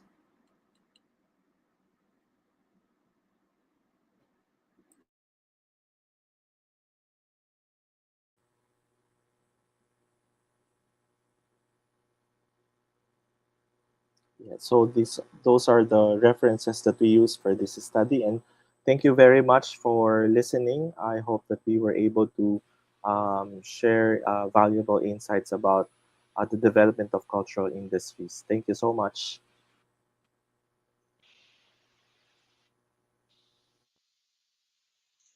Hello, thank you very much. Could you hear me? Thank you very much, Mark and Marian. And please stand by for questions and comments later. As early as now, I've already received a comment on your presentation, but I hope that you could wait further. We will now proceed to the second team first. And then after the second team's presentation, we'll be having an open forum where we could discuss some of the very interesting points that you raised in your research. Okay, so now we proceed to the second group. I will first introduce the speakers to you. The first one is Dr. Julius Martinez. He's an associate professor in the Faculty of International Studies at Niigata University of International Information Studies in Japan. His research centers on English language education, varieties of English, and multi and translingualism. His forthcoming chapters in the Oxford Handbook of Southeast Asian Englishes, the New Cambridge History of the English Language, and the Willie Blackwell Encyclopedia of World Englishes. Joining Dr. Martinez is Dr. Kyungmin Bae.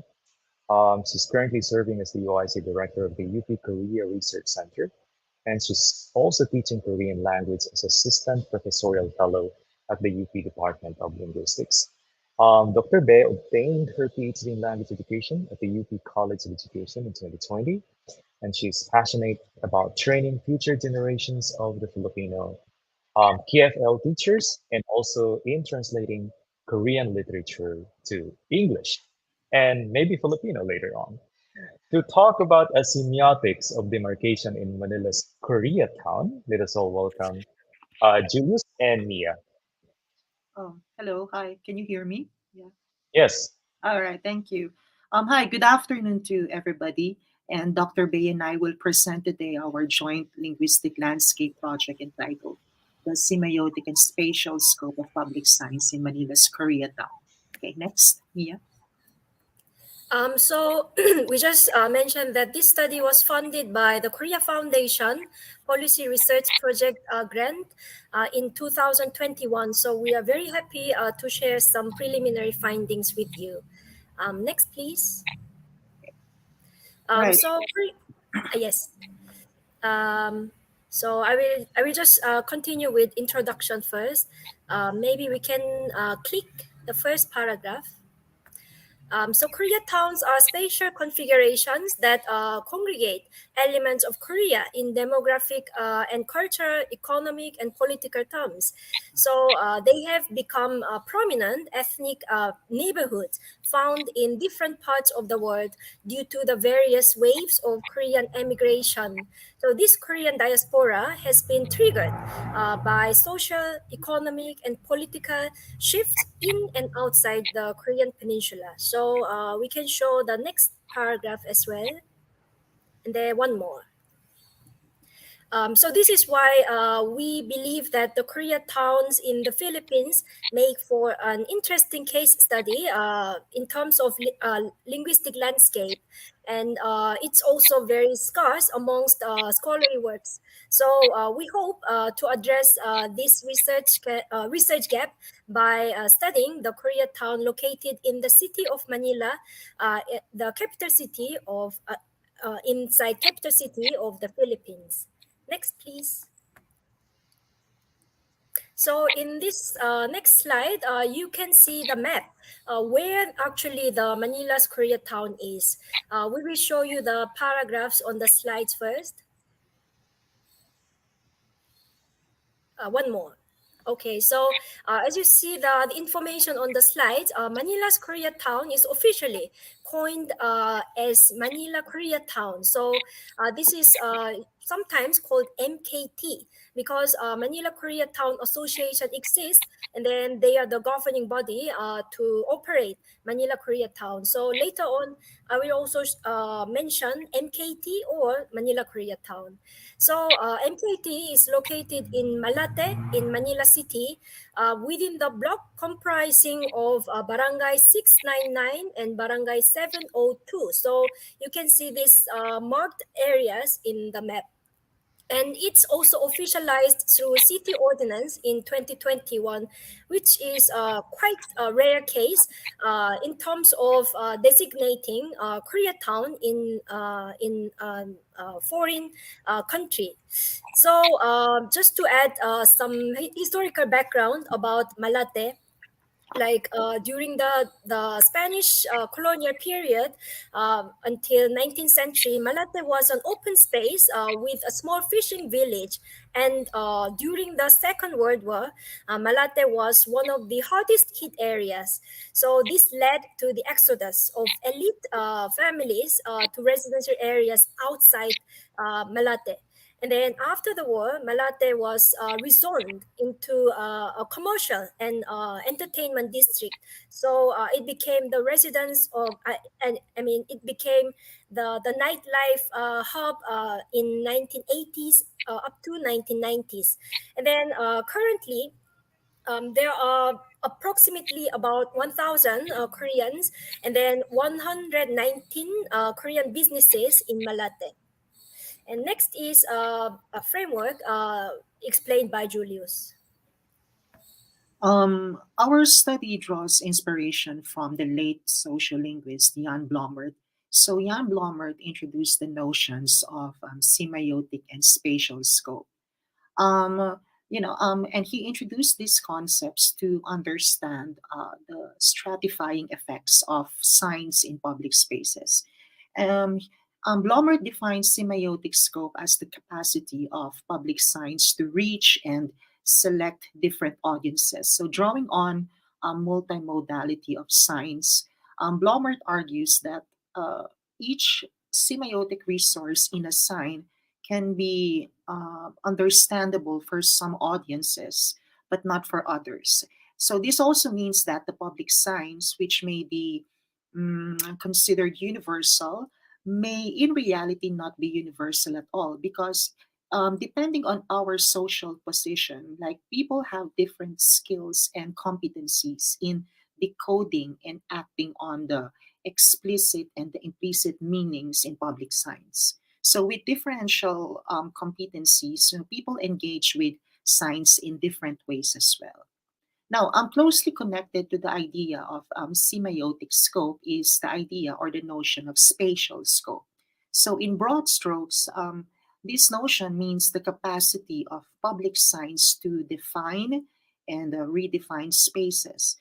In conceptualizing spatial scope, Blomert draws on the idea of emplacement, which means that signs are placed in a specific place and their emplacement defines their effects. So depende kung saan naka-position yung public signs. And this emplacement is actually non-random, because signs, images, and other forms of written discourse come to have their meaning due to where and how they are placed in the material world. So the place itself becomes an aspect of meaning.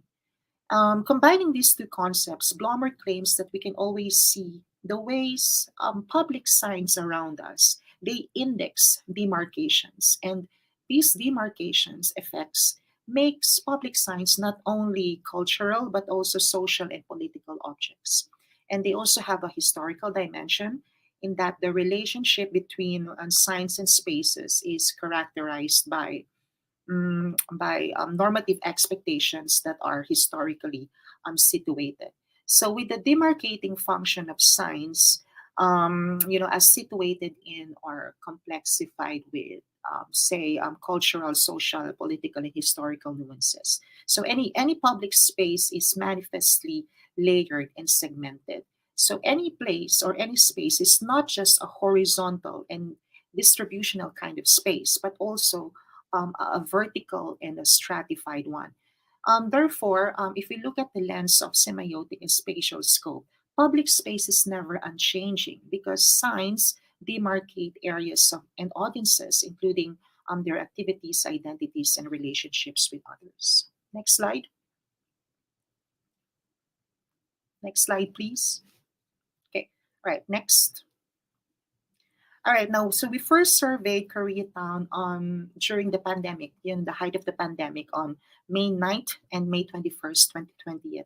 Then we took multiple data gathering field trips from April to February to April 2021, when the COVID-19 quarantine rules were relaxed. During the field work, a total of 228 photographs of public signs in Koreatown were taken using a smartphone, and then we stored it in a computer drive.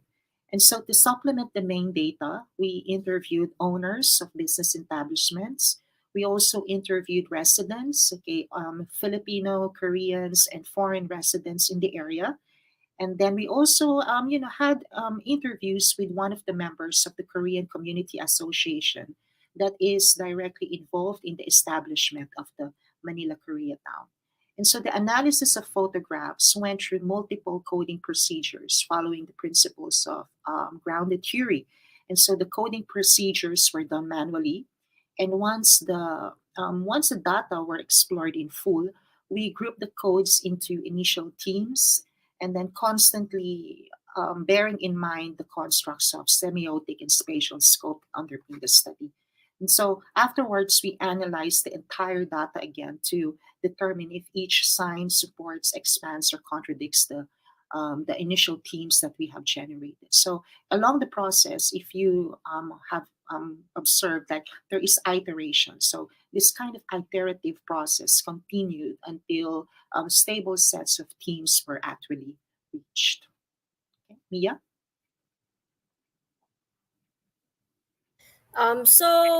We have three salient themes emerged from the data, and then the first and third I will show you the data, while the second theme will be introduced by Julius later on. And then we will also elaborate upon each of these themes in the succeeding slides. So let's see the next slide.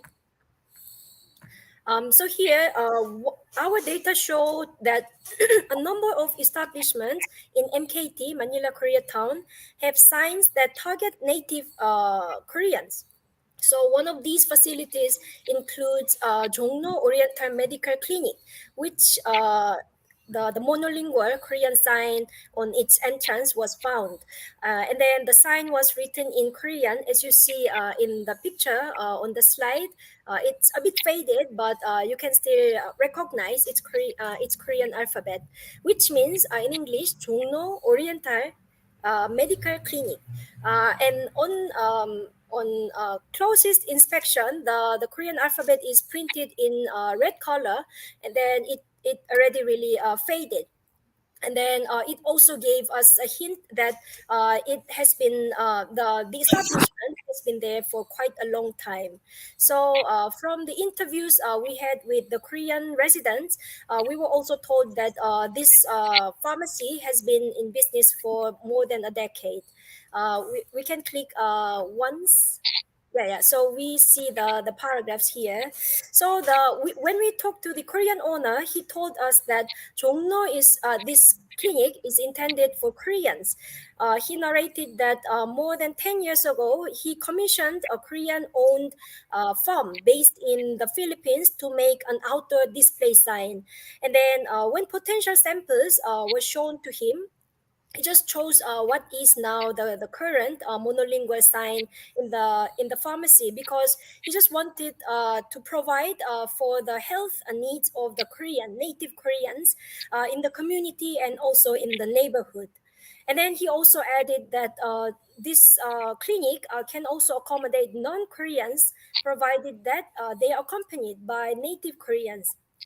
On rare occasions, the clinic also receives Filipino patients chaperoned by their Korean partners, especially the male Koreans who have a Filipino girlfriend, or in another case, who served as English Korean to English translators. We can see the next case. Next slide. So here we can see some bilingual signs. So English and Korean bilingual signs were the most prominent in MKT, and then they were mostly found in restaurants. So what we discovered from our interviews with the owners of these restaurants was that the use of both English and Korean was largely motivated by the ethnic backgrounds of their target customers, who are ethnic Koreans. So as you see here, we can see one Korean restaurant. The name is Yukdaejang. So Yukdaejang restaurant has Korean English bilingual signs, and its name is largely written in Korean. 옛날 전통 육개장 전문점, the bigger font. Beside its Korean name, Korean dishes written in English such as samgyeopsal, romanized Korean English pork galbisal, and then romanized Korean bossam.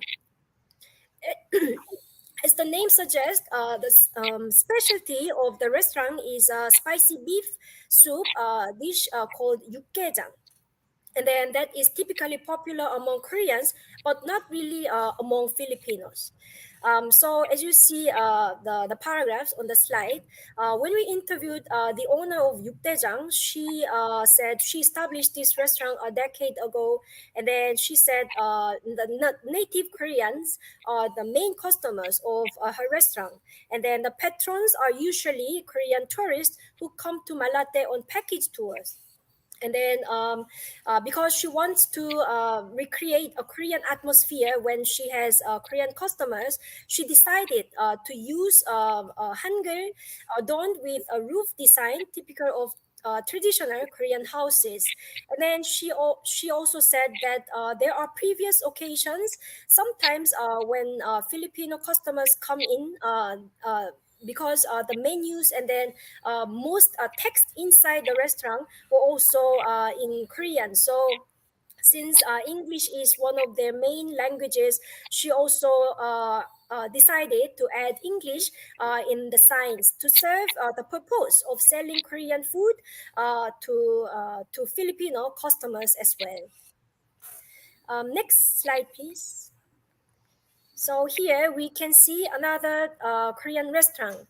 So the signs on Doniji, this restaurant's name is Doniji.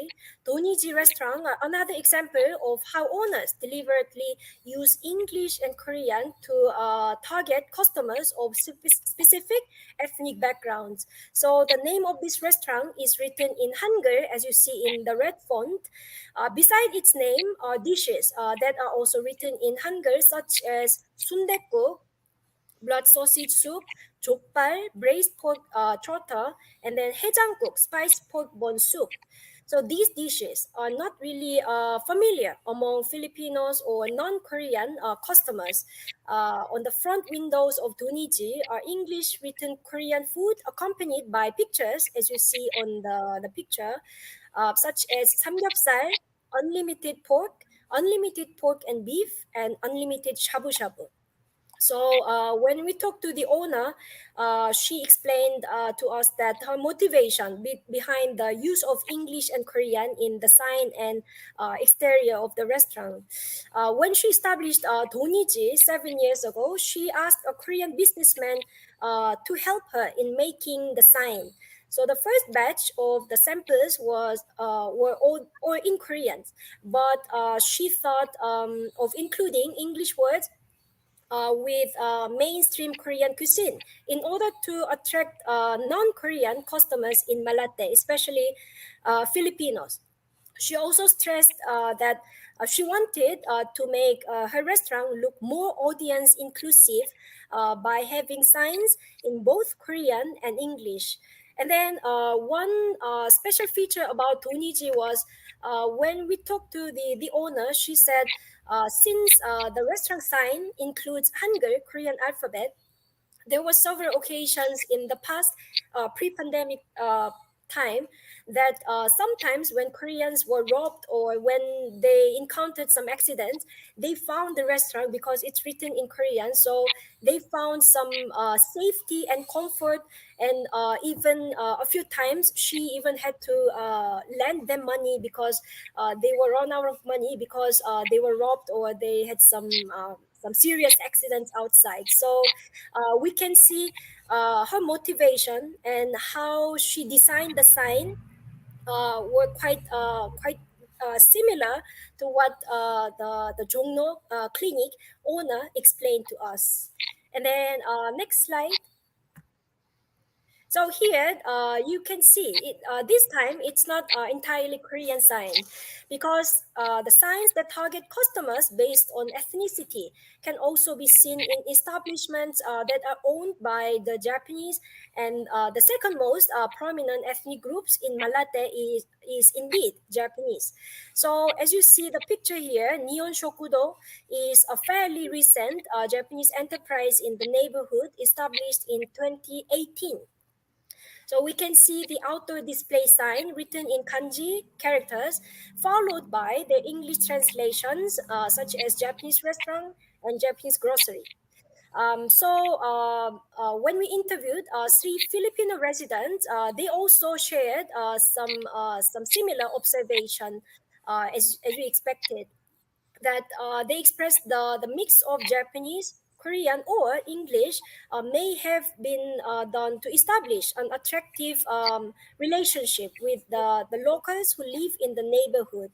And then it's also interpreted the presence of English as a form of conviviality. And as you see on the slide, conviviality is the attitude that enables people to accept different backgrounds within the same space. So as we have gone through the data written in Korean, English, and Japanese, we could really find out that juxtaposition of English with Japanese and Korean really appears to create a friendly and perhaps non-intimidating image for Filipino audiences, in the sense that the integrated use of different languages signify a kind of ethnic demarcation that unites.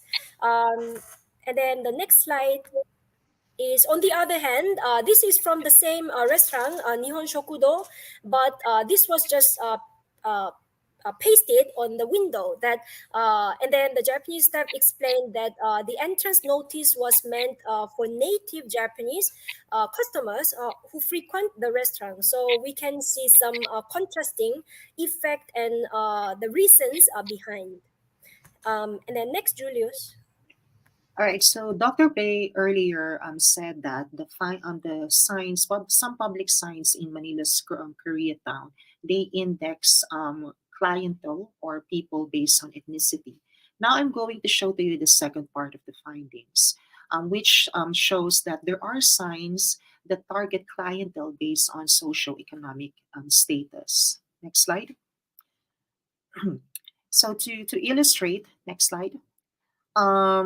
We consider the signs found at Cheongdam building. So this is a very nice building when we visited the place. So Cheongdam building is a three-story establishment that houses several restaurants.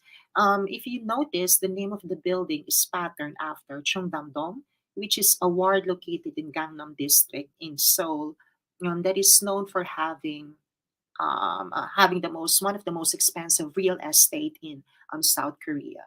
Now, to recreate a similar ambience, the restaurants in Cheongdam building market themselves as upscale establishments. If you look at closely, occupying the third floor is Cheongdam, which is a luxurious restaurant that offers beef menus. And then on the second floor are three restaurants. One is Sokcho Ningmyeon. And as the name suggests, this restaurant sells naengmyeon, which is a Korean cold noodle. And beside it is, in English transliteration, a giant cow, which offers high-priced Wagyu beef. And then next to it is king crab, if you can look at the enormous image of the crab, which indicates that this restaurant sells giant crabs. And then found at the ground floor is Fantastic Chef, which sells pork and beef meats for barbecue.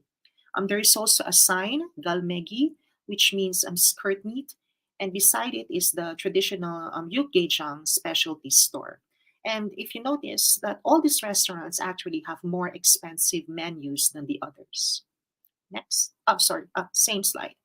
Now, the building resident, same slide, okay. The building resident that we interviewed remarked that the market base of Cheongdam building are Korean tourists who come in groups that are pre-arranged by travel agencies, and that the Korean only signs were used because she does not consider or she excludes non Koreans as potential customers. Now, aiming for a market distinction, she wants to mimic the posh ambience of Cheongdam-dom in Seoul by using Korean alphabet on its signs and offering high-priced Korean cuisine. And by doing so, the restaurants accommodate not just any Korean tourists, but those who have the financial means to avail of their services. So here we can see that there's a link between ethnicity and socioeconomic status. Cheongdam building seems to be highly selective in terms of overlapping variables of ethnicity and socioeconomic background. So it's not just Koreans based on ethnicity, but also socioeconomic backgrounds, wealthy Korean tourists only. Next slide. The image of upscaleness that the Cheongdam signs evoke is reinforced by the presence of a police station next to it, which is you can see in the slide. Now, from 2009 to 2014, there were around 3,000 crimes that involved Korean victims in the Philippines. And between 2013 to 2018, a total of 46 Korean nationals were actually killed in the country. And against this backdrop of a high crime rate, the physical adjacency of the police station to Cheongdam, it gives an impression that the building is more or less secured and that well-off Koreans who either own or frequent it can be assured of prompt security in case of unlawful actions. This is not a random emplacement nor a random observation. According to the Manila Koreatown Association, the police staff on this station aims to have a zero crime rate, especially within the area or within the vicinity of the Cheongdam building. Next. So another sign in Koreatown that targets customers depending on their socio-economic status is the Tagalog written sign that promotes the services of Malabanan Company. With longevity and popularity, Malabanan has become more or less a generic word for us to mean wastewater draining services. And this company offers literally dirty work, as indicated by some of the words we can see on the sign. For example, tubero, which means plumbing, sip-sip or declogging. And the sign also writes pozo negro, which is a Tagalog word borrowed from Spanish, which refers to a cesspit. So at the bottom of the sign, we can find the company's contact numbers. Now, a Filipino resident explained to us that the Malabanan sign that you can see on screen usually addresses the local staff of Korean restaurants. She said that some Koreans who operate restaurants in the neighborhood, they often rely on the local staff to contact the Malabanan company and deal with the drainage water problem by themselves. So here again, we can see the intersections between ethnicity and socioeconomic status. So the space that wealthy Korean businessmen and their local staff share in the same neighborhood is a vertically stratified one. It's a vertically stratified space, and one in which the roles and expectations are imposed by the former and on the latter. All right, next, Mia. So next is the third finding, signs indexing dominant and less dominant foreign ethnic groups. Next slide, please. So in this slide, our data also illustrates that the public signs in MKT index dominant and less dominant foreign ethnicities. This multimodal sign on the side of a van by Uncle Sheffy, a food company established in 2007, is an example, and they are visibly equal in that the three different languages are written in the same script size. And then next to the company's name is the green halal food symbol seal that indicates the Uncle Shafi prepares and cooks according to Muslim dietary practices. And then at the bottom, we can find the physical locations and then phone numbers. What is suggestive here is that while Uncle Shafi serves cuisines from around the world, according to its website, the signs on the van promote certain types of cuisine that accommodate the gastronomic needs of multiple and cohabiting foreign ethnic groups in the area. And then this company sign points to the social and cultural changes in the neighborhood and the layered ethnic populations that goes with. So the last slide, next slide. This next slide also goes with what we just discussed with the data. So in 1910, the Muslim population in Manila became more diversified, including Arabs, Indians, Indonesians, Persians, and then Turks, and so on, moved in most of and then the retailers and vendors also moved in the city. So these rapid social and cultural changes have been demographic turnover in Malate, especially in the city of Manila. And then these different diasporic waves translated into a stratified Korean neighborhood where some groups have become more dominant and then also more powerful, while others have become less visible. So the neighborhood is predominantly Korean if we are to qualify based on the visual dominance in the area and public signs and other the number of establishment. So the example we are showing in this data is one of the oldest halal shops in inside MKT area called Shawarma Snack Center. Their business has been running since 1990.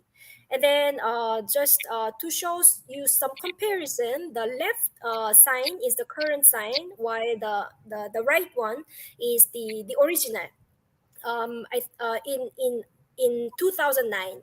So as you see the two signs, you can see slight difference from the current one. In the earlier version, in the right side, the English text is at the center of the outer display sign, and then there were also Arabic text on both its left and right side. On the other hand, the Arabic text in the current sign was reduced, and the density of English text became more pronounced. So this seemingly greater importance given to English than Arabic, and then it seems to point to the shop's changes in the market base. And then when Filipinos step in the restaurant, told us that the use of English was necessary because the clientele has changed as well. So the snack center now caters more to non-Arabic speaking locals than the less visible foreign Muslim populations in the area. And we can also say that since Korean enterprises came in this neighborhood later, but MKT is the latest addition and became quite fastly expanding ethnic enclave. This also shows how the changing and changing demographic and diasporic the environment is also visible. So to go to conclusion, I will call Julius once again. All right, thank you, Mia, for emphasizing, that there are actually migration changes or ethnic changes depending on the migration patterns in the neighborhood. Now, I come to some of the most salient points, okay, emerging from our findings. First, the findings in our present study draw attention to demarcation as one of the major functions of public science. And this is very important because if you look at linguistic landscape studies in Philippine scholarship, most of them have actually been concerned with counting languages. So bilang ng languages. If you look at related literature about linguistic landscape in the Philippines. So it's basically very quantified, like they keep on quantifying, like how many Korean signs, how many English signs, and all that, without taking into consideration the social linguistic or ethnographic aspect, of everyday lives, of the people in the area. Okay, so yeah, if we look at the lens of semiotic and social spatial scope, we will realize that any ethnic enclave like a Koreatown, it means a lot of things more than just the quantification of how many languages are present in the community.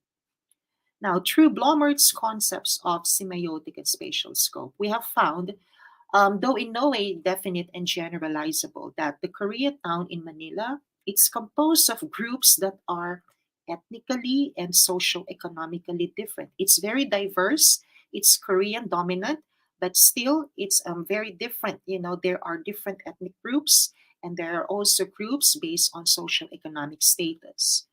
Certain shops in Koreatown are specific to certain groups, as explained to you earlier by Mia, and then while others are actually broader in their scope. Next. Sorry, same. Now, so the demarcating effects of public science are actually indicators of different layers of infrastructure in Manila's Koreatown. Next slide. So what are these layers of infrastructure? The first layer consisted of two types of infrastructure. On the other hand, there are specialized ethnic facilities like the medical clinic and the money lending shop, catering to audiences from the Korean ethnic community. And then on the other hand, there are numerous restaurants that reach out to diverse ethnic audiences. The second layer consists of facilities that differentiate people according to their wealth. So, for example, a building with Korean restaurants that serve affluent Korean residents and tourists, and a wastewater draining services company that targets Korean clients with Filipino local staff. The third layer consists of establishments that used to cater to old immigrants. And these are shops operated by foreign Muslims who were previously dominant in the area. And because of the gentrification of Malate as a commercial hub in the 90s, a large number of them moved to other areas where commercial rent and housing were more affordable. So currently, there are far fewer in number compared to the Korean ethnic population. Next slide. Okay, sorry. Okay, so from the data, we have seen an intricate web of relationships between the various infrastructures in Koreatown. And so while some facilities can only be used by specific groups of people on account of ethnicity and socioeconomic status, it's like operating on a members only basis. There are many restaurants in the area that tie separate groups together. And most owners of the restaurants have used bilingual Korean English signs as an attempt to reach out to customers from different backgrounds. And they also did that as a way of expressing a convivial desire for peaceful coexistence. So the relationships between the various segments of the population in Koreatown, it's very multifaceted and very, very complex. So finally, I'd like to say that the layers of infrastructures in Koreatown, it has provided us important clues to not only the social relationships among the people in the area, but also changing patterns of migration. Some infrastructures have been there for decades, like the Shawarma Snack Center, while others have become less and less prominent. And as such a dynamic transformation, it clearly reflects the changes in historical and demographic layers of the population. All right, that's all from us. So Dr. Bay and I hope you learned a lot from our presentation. Maraming salamat po. Kamsahamnida. Thank you very much, Dr. Martinez and Dr. Be, for the very interesting study about the linguistic landscape in Manila's Koreatown. It's really interesting how you were able to analyze the demarcation along the theories that you work on. So I think it's time for we have enough time for Q&A. So I think we'll be bringing back onto the screen the speakers of the first paper today, Mark and Marian. Hello again. So we'll probably start now with the comments and questions for group one. Uh,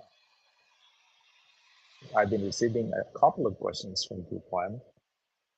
So the first question is from Dr. Erica Pistrano. So the question is, by your estimation, how coherent are the different Philippine government stakeholders or the agencies towards pursuing creative industries development compared to their KR counterparts? Very interesting question.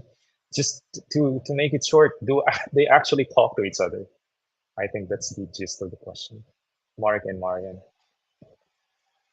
Mm.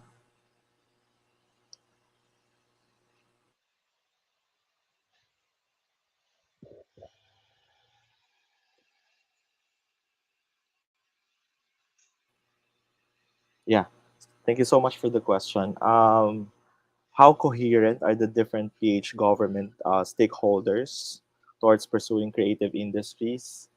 I think the answer would be no coherence at all.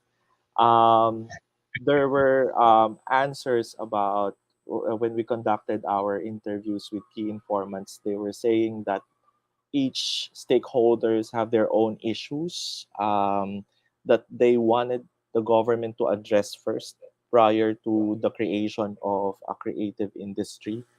So I think that's the primary concern of many stakeholders in the cultural industry.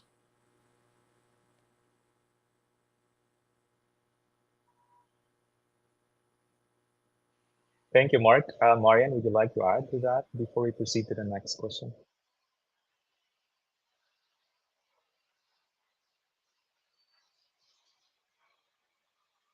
Marian, did you hear me?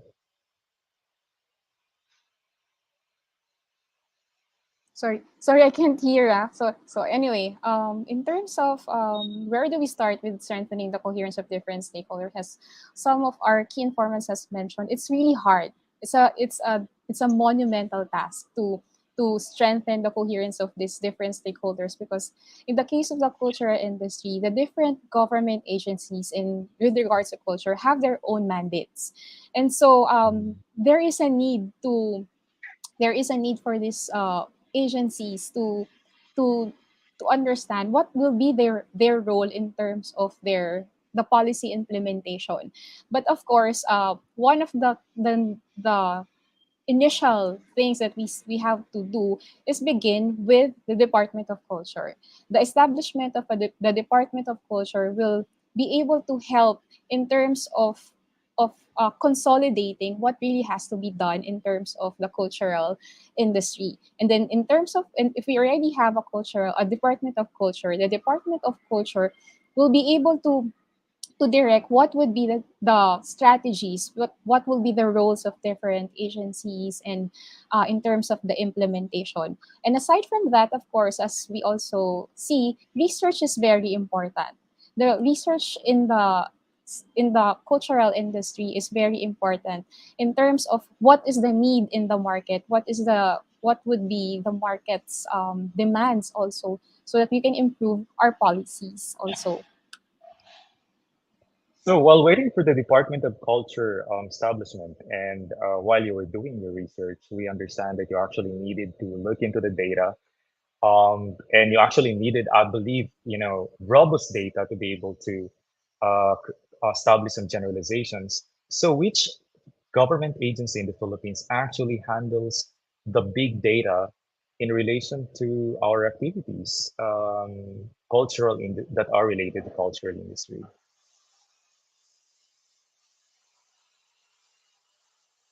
Mark or Marian? Meron ba? Meron bang government agency that actually like stores the data that researchers like you could actually access? This is Uh, also in relation to a comment earlier by Dr. Capistrano. right. Well, basically, I think the right now the one that handles uh, the data related to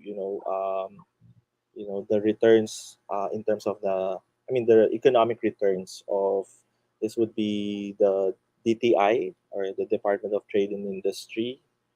Um, However, I think the data is actually quite limited.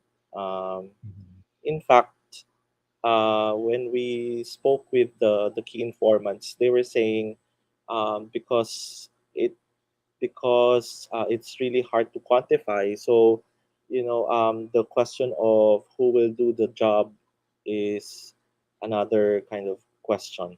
You um, Even, for example, the National Economic Development Authority, or NEDA, they the included the culture in the plan, or the Philippine development plan.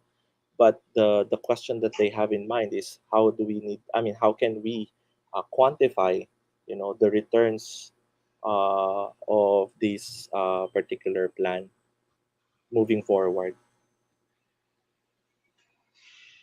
Okay, I understand. Palagay ko parang ang hirap. I could feel, the difficulty in trying to like really access the data that you needed to gather para dito sa study. Could we proceed to the next question, please? Meron pa ba for group one? There's a question from Celsius. He said, Korea has strong IPR mechanisms. Do you think this is the biggest of all the missing links in making the Philippine creative economy dynamic and globally ready? If I understood it correctly, IPR is intellectual property rights, maybe?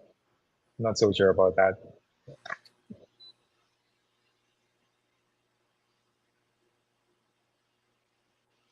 I think you Well, mentioned about, mhm. uh, well, the good thing about the Philippines is that we've already started, working on the intellectual property rights. But it's also crucial, just like what our key informant in the Korean Copyright Commission mentioned, that it is important for the government to ensure that cultural industries or creative industries will be protected by the policies on intellectual property. Yeah. well, we have the Intellectual Property Office of the Philippines, the IFOPHIL. Have you checked whether the office actually works on, patents and copyrights that are related to cultural products? Um, yes, I think they are in fact working, and also they are coordinating with other uh, governments in terms of ensuring, that the other products from I'm coming from different countries would also be protected by the intellectual property rights. Yeah. Because there are some apparently there are many violations, here in the Philippines in terms of intellectual property. Okay. Right. Thank you so much, Mark, for that response. Could we get to the next question? While waiting for there's the next question. Your work is very interesting indeed.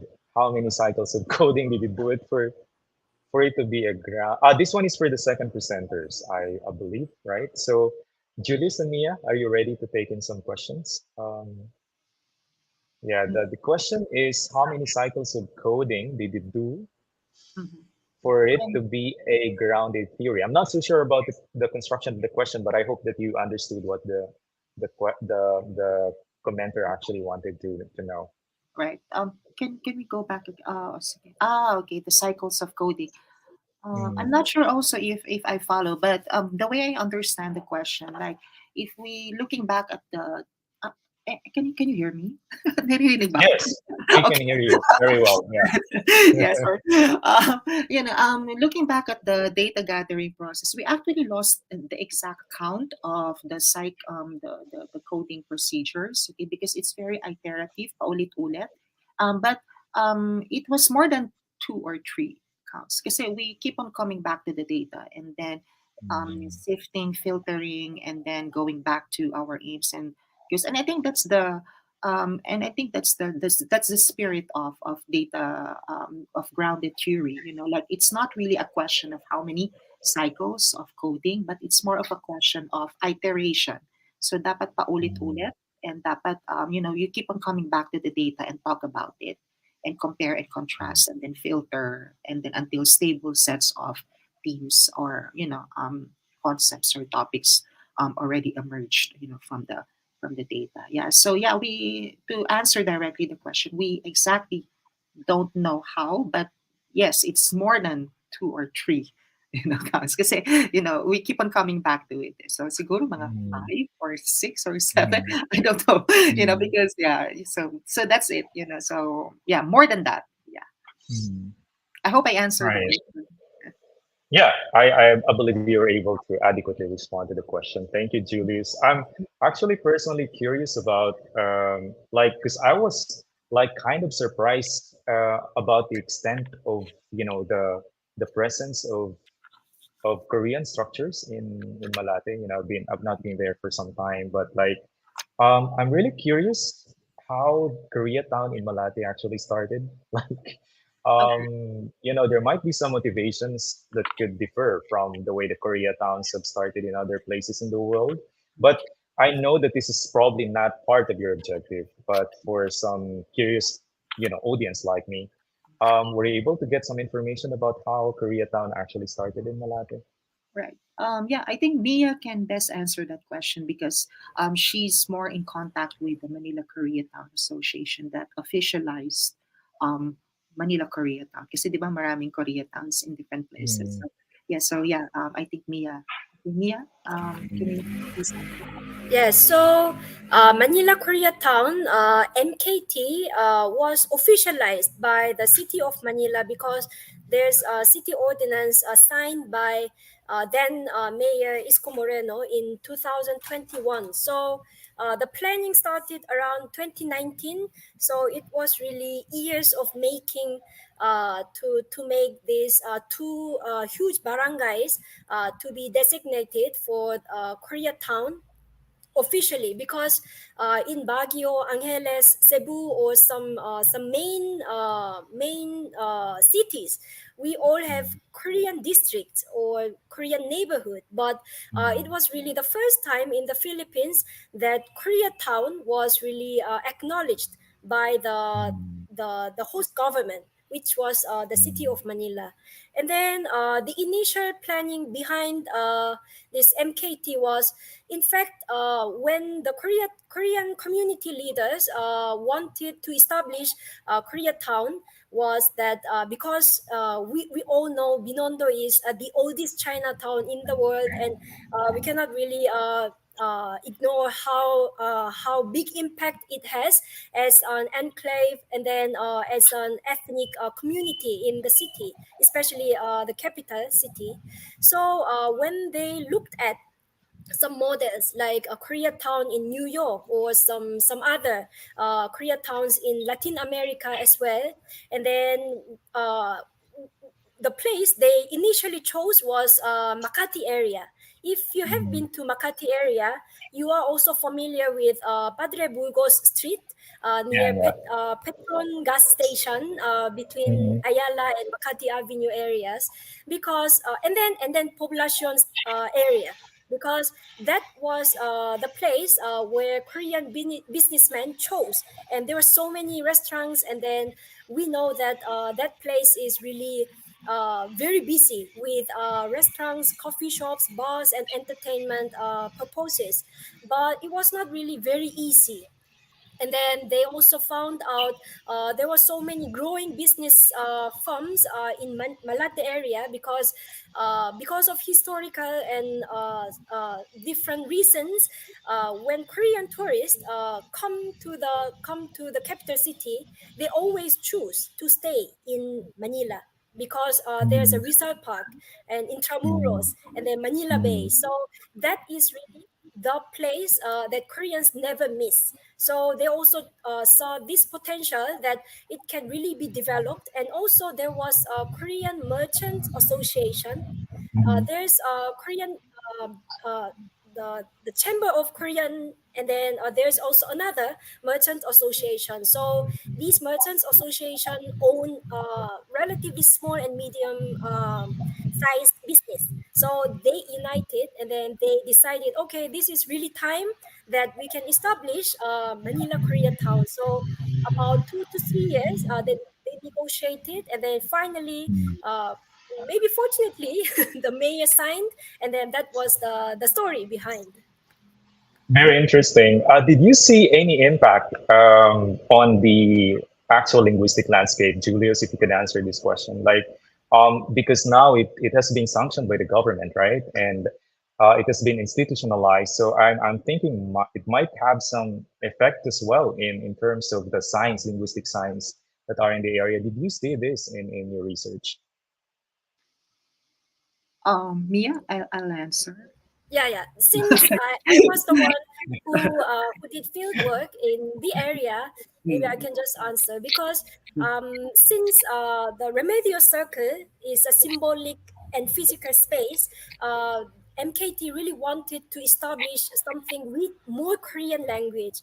So that's why in one of our data showed that in the police patrol station, they also made a sign with a Korean symbol and then some English and then Korean signs, so that in those main streets inside MKT, they have this red and blue lantern installed in the street, and then they also have this Manila Koreatown in English sign. But initially, they wanted to make it more Korean, but I think there was some kind of negotiation that needed between MKT Association and then the city. Very interesting. Yeah, and also just to add to what Mia, because on the latter part of our study, which we didn't include in the presentation, like we consider the future of Manila's Koreatown linguistic landscape, and because a lot of ordinance, a lot of regulations about what language to use in public sites and so forth and so on. So we felt that the future of linguistic landscape in Manila's Koreatown, it's going to be very strictly controlled, strictly regulated, and it's basically not only a reflection of identity but commercially motivated as well. So that's what we predict. If we consider, if we're reading all the rules and regulations about, what billboards should look like, what the Korean lanterns should look like, and so more Yeah. more regulated and more commercially motivated.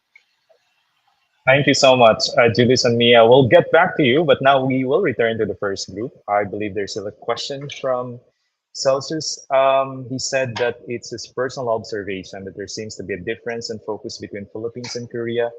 Philippines has inclination to promote folk cultures, while for Korea, it is popular culture. Your take on this, Mark? And Marin, and there's a continuation.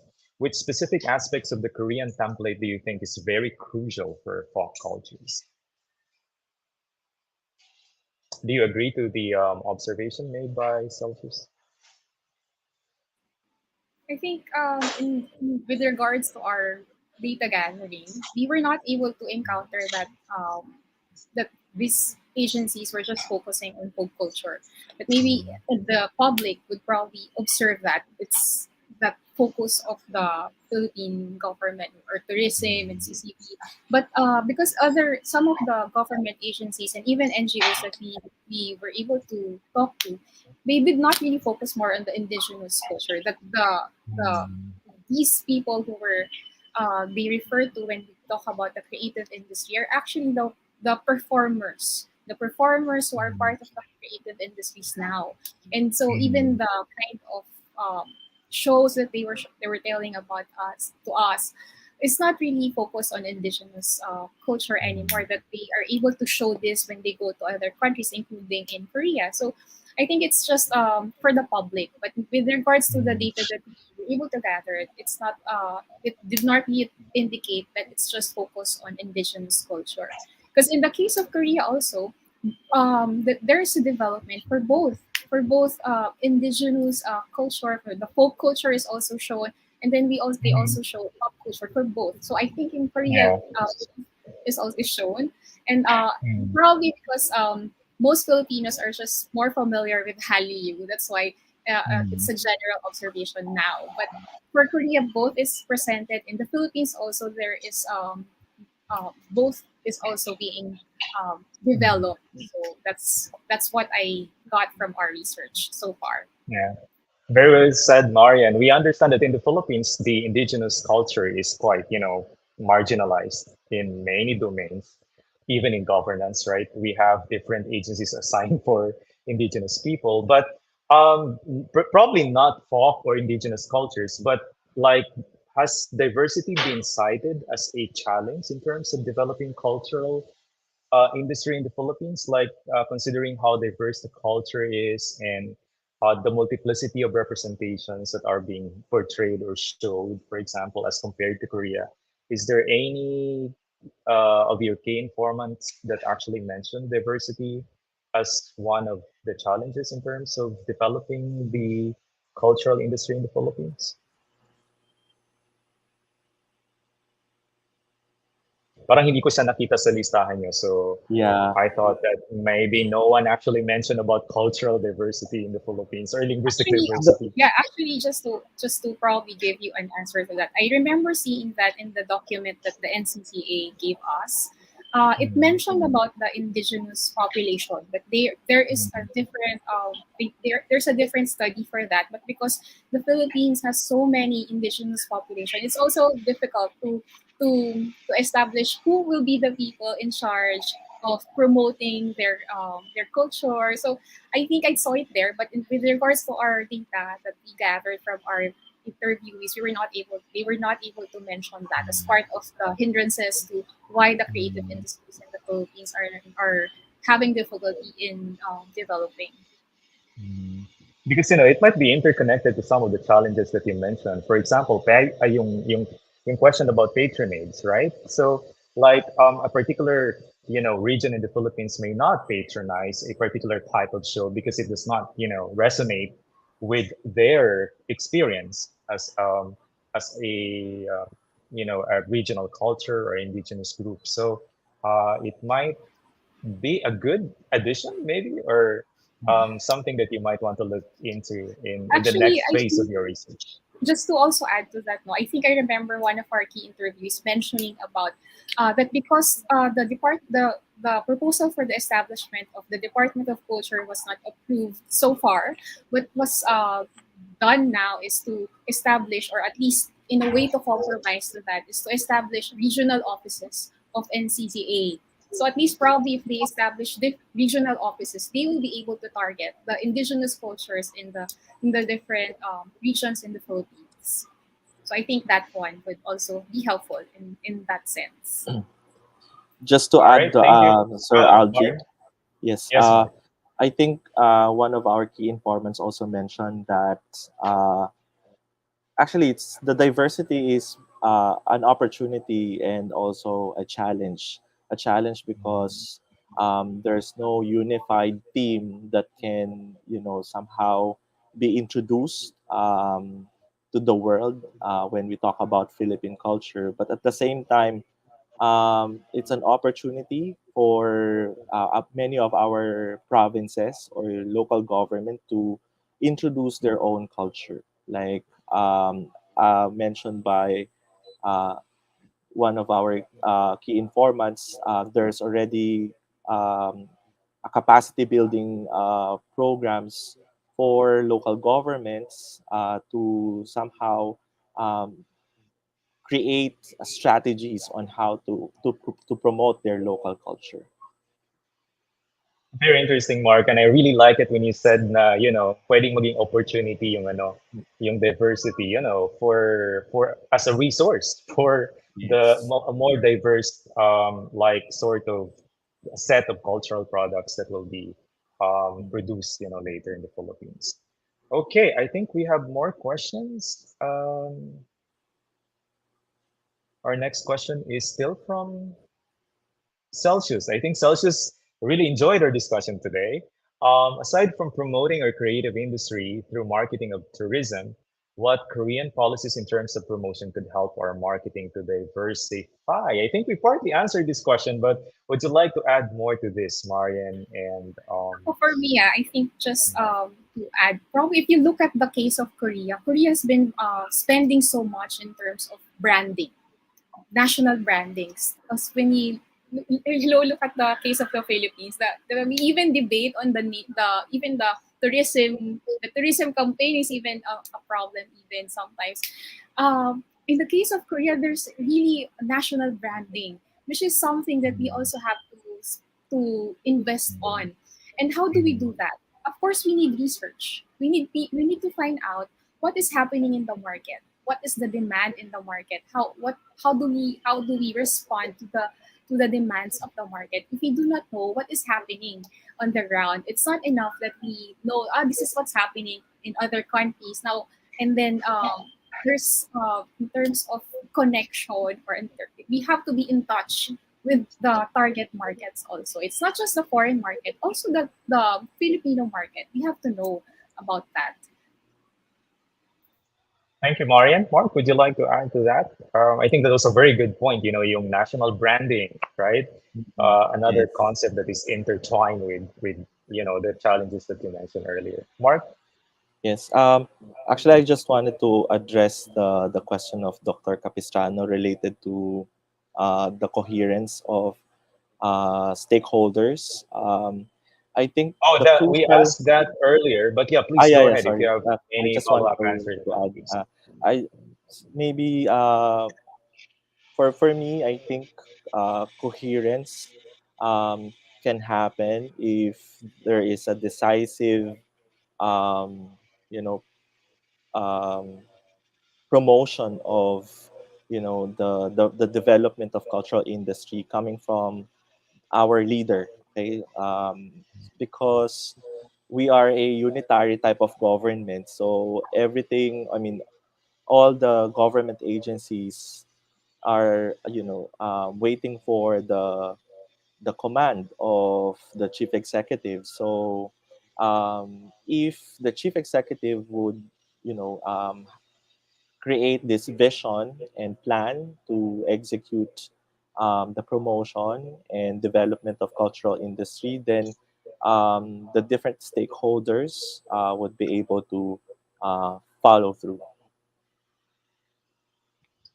Thank you, Mark, and thank you, Marian. So we have to wait, no? We have to see what will happen if the Department of Culture will be established in this administration.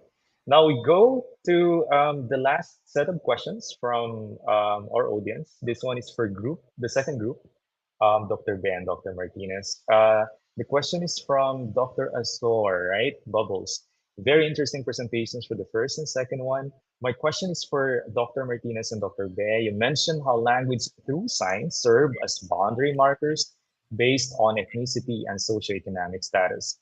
It is interesting, though, that Malate has negative connotations and perceptions as a public space.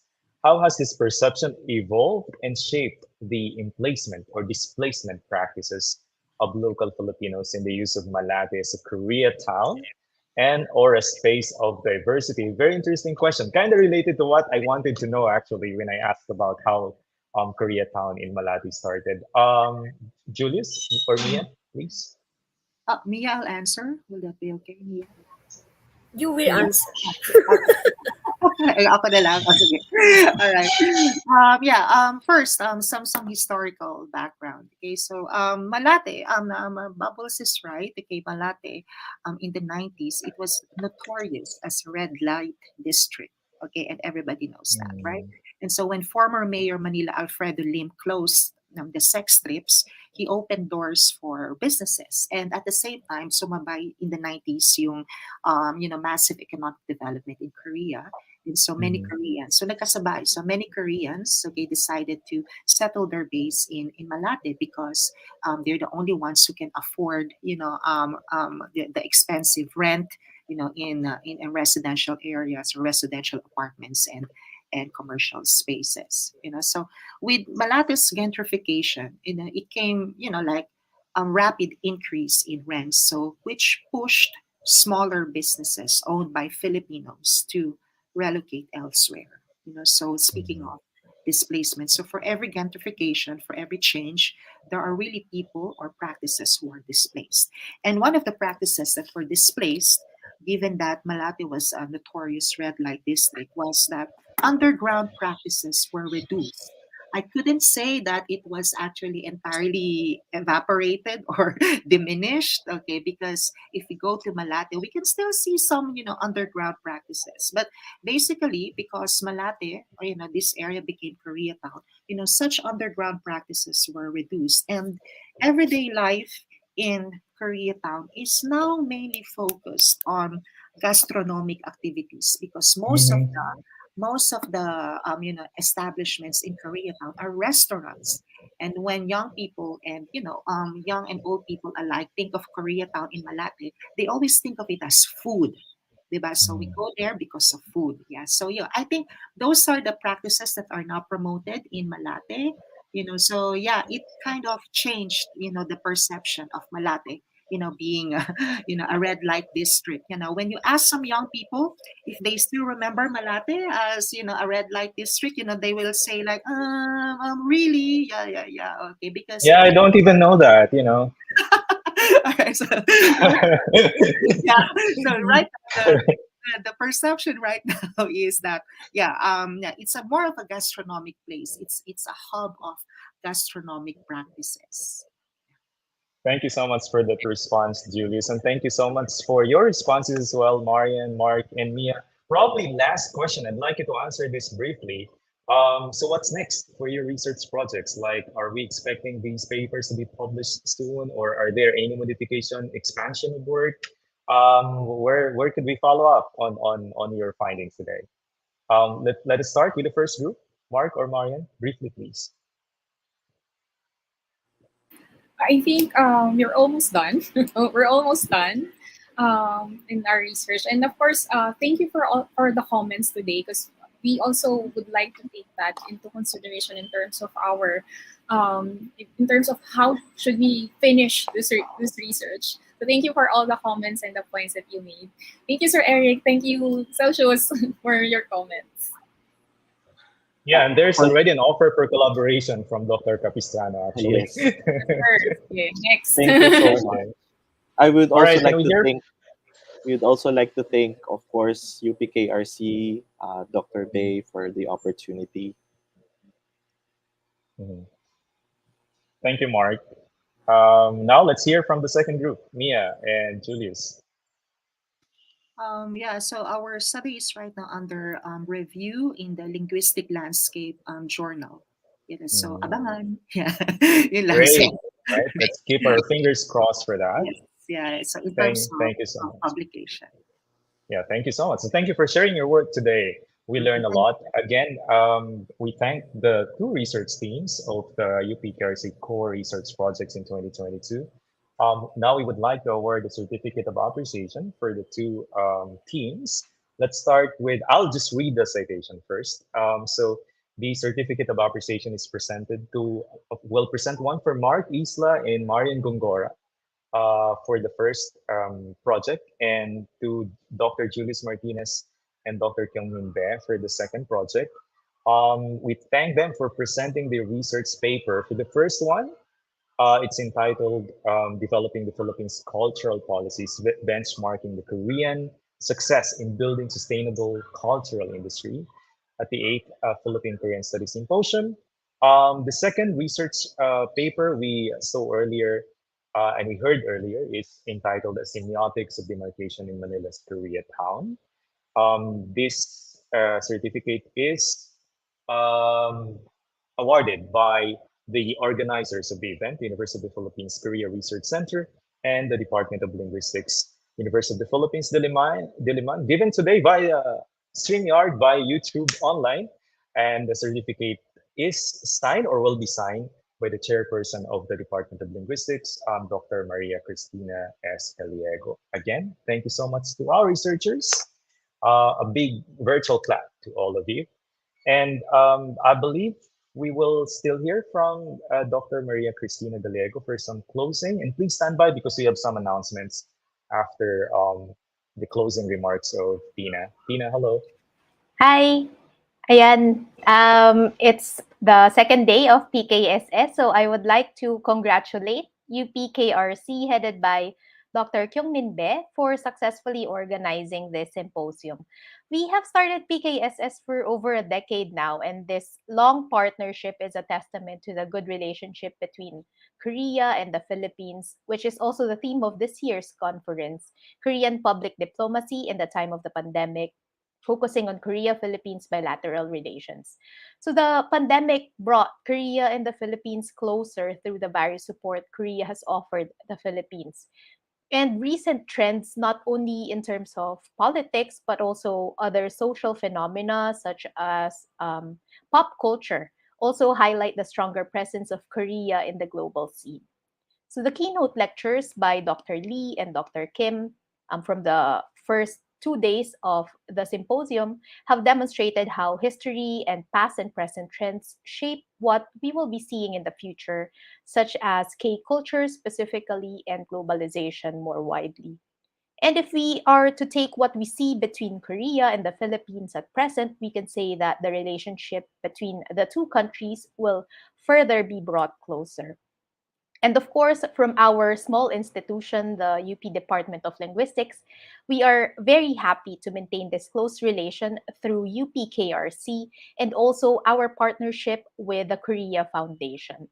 So thank you very much to everyone who made this event a success. Dr. Kyungmin Be for successfully convening this symposium, and our invited speakers, Dr. Chang Yun Lee and Dr. Jae Chun Kim, as well as the presenters, discussants, and moderators of the sessions. Also, of course, a special thanks to our super efficient organizing team, Assistant Professor Elsie Marie Orr, Farah Cunanan, Jem Javier, Michael Manahan, J.R. Igno, Andre Encarnacion, Chin Abrigo, Jofel Mirasol, Gino Anmingo, Victoria Vidal, and Pam Hakar. Thank you very much. We are not yet finished with 8 PKSS, as next week we will be having the workshop on teaching Korean as foreign language, which is of course especially relevant for our teachers in the audience. So I also invite everyone to watch out for other events organized by the Department of Linguistics as part of our centennial founding anniversary, such as seminars on Asian languages and the 15th Philippine Linguistics Congress to be held on the 23rd to 25th of August 2023. So please regularly check our social media pages for updates on these events. So thank you very much to everyone who attended and actively engaged during the 2 days of the PKSS, and we hope to see you in our future events. Thank you very much, Tina. Thank you for the support of the Department of Linguistics to PKSS. And as you mentioned, the PKSS is not yet over. There's day 3 next Saturday. That will be a workshop on teaching Korean as a foreign language. And there's also an announcement from the UP Korea Research Center. There's an upcoming event on Friday next week, right before the day 3 of the PKSS. There will be a upcoming lecture on entitled Becoming a Global Pivotal State, South Korea's Foreign Policy in the Indo-Pacific, featuring Dr. Andrew Yo. So if you would like to register, please head on to UPKRC's official Facebook page and make sure you register for the event. All right, so that's it. Again, thank you so much on behalf of the organizing team and the UP KRC. I am Aldrin, and thank you for joining us in our discussion ngayong hapon. Maraming salamat. Kamsahamnida.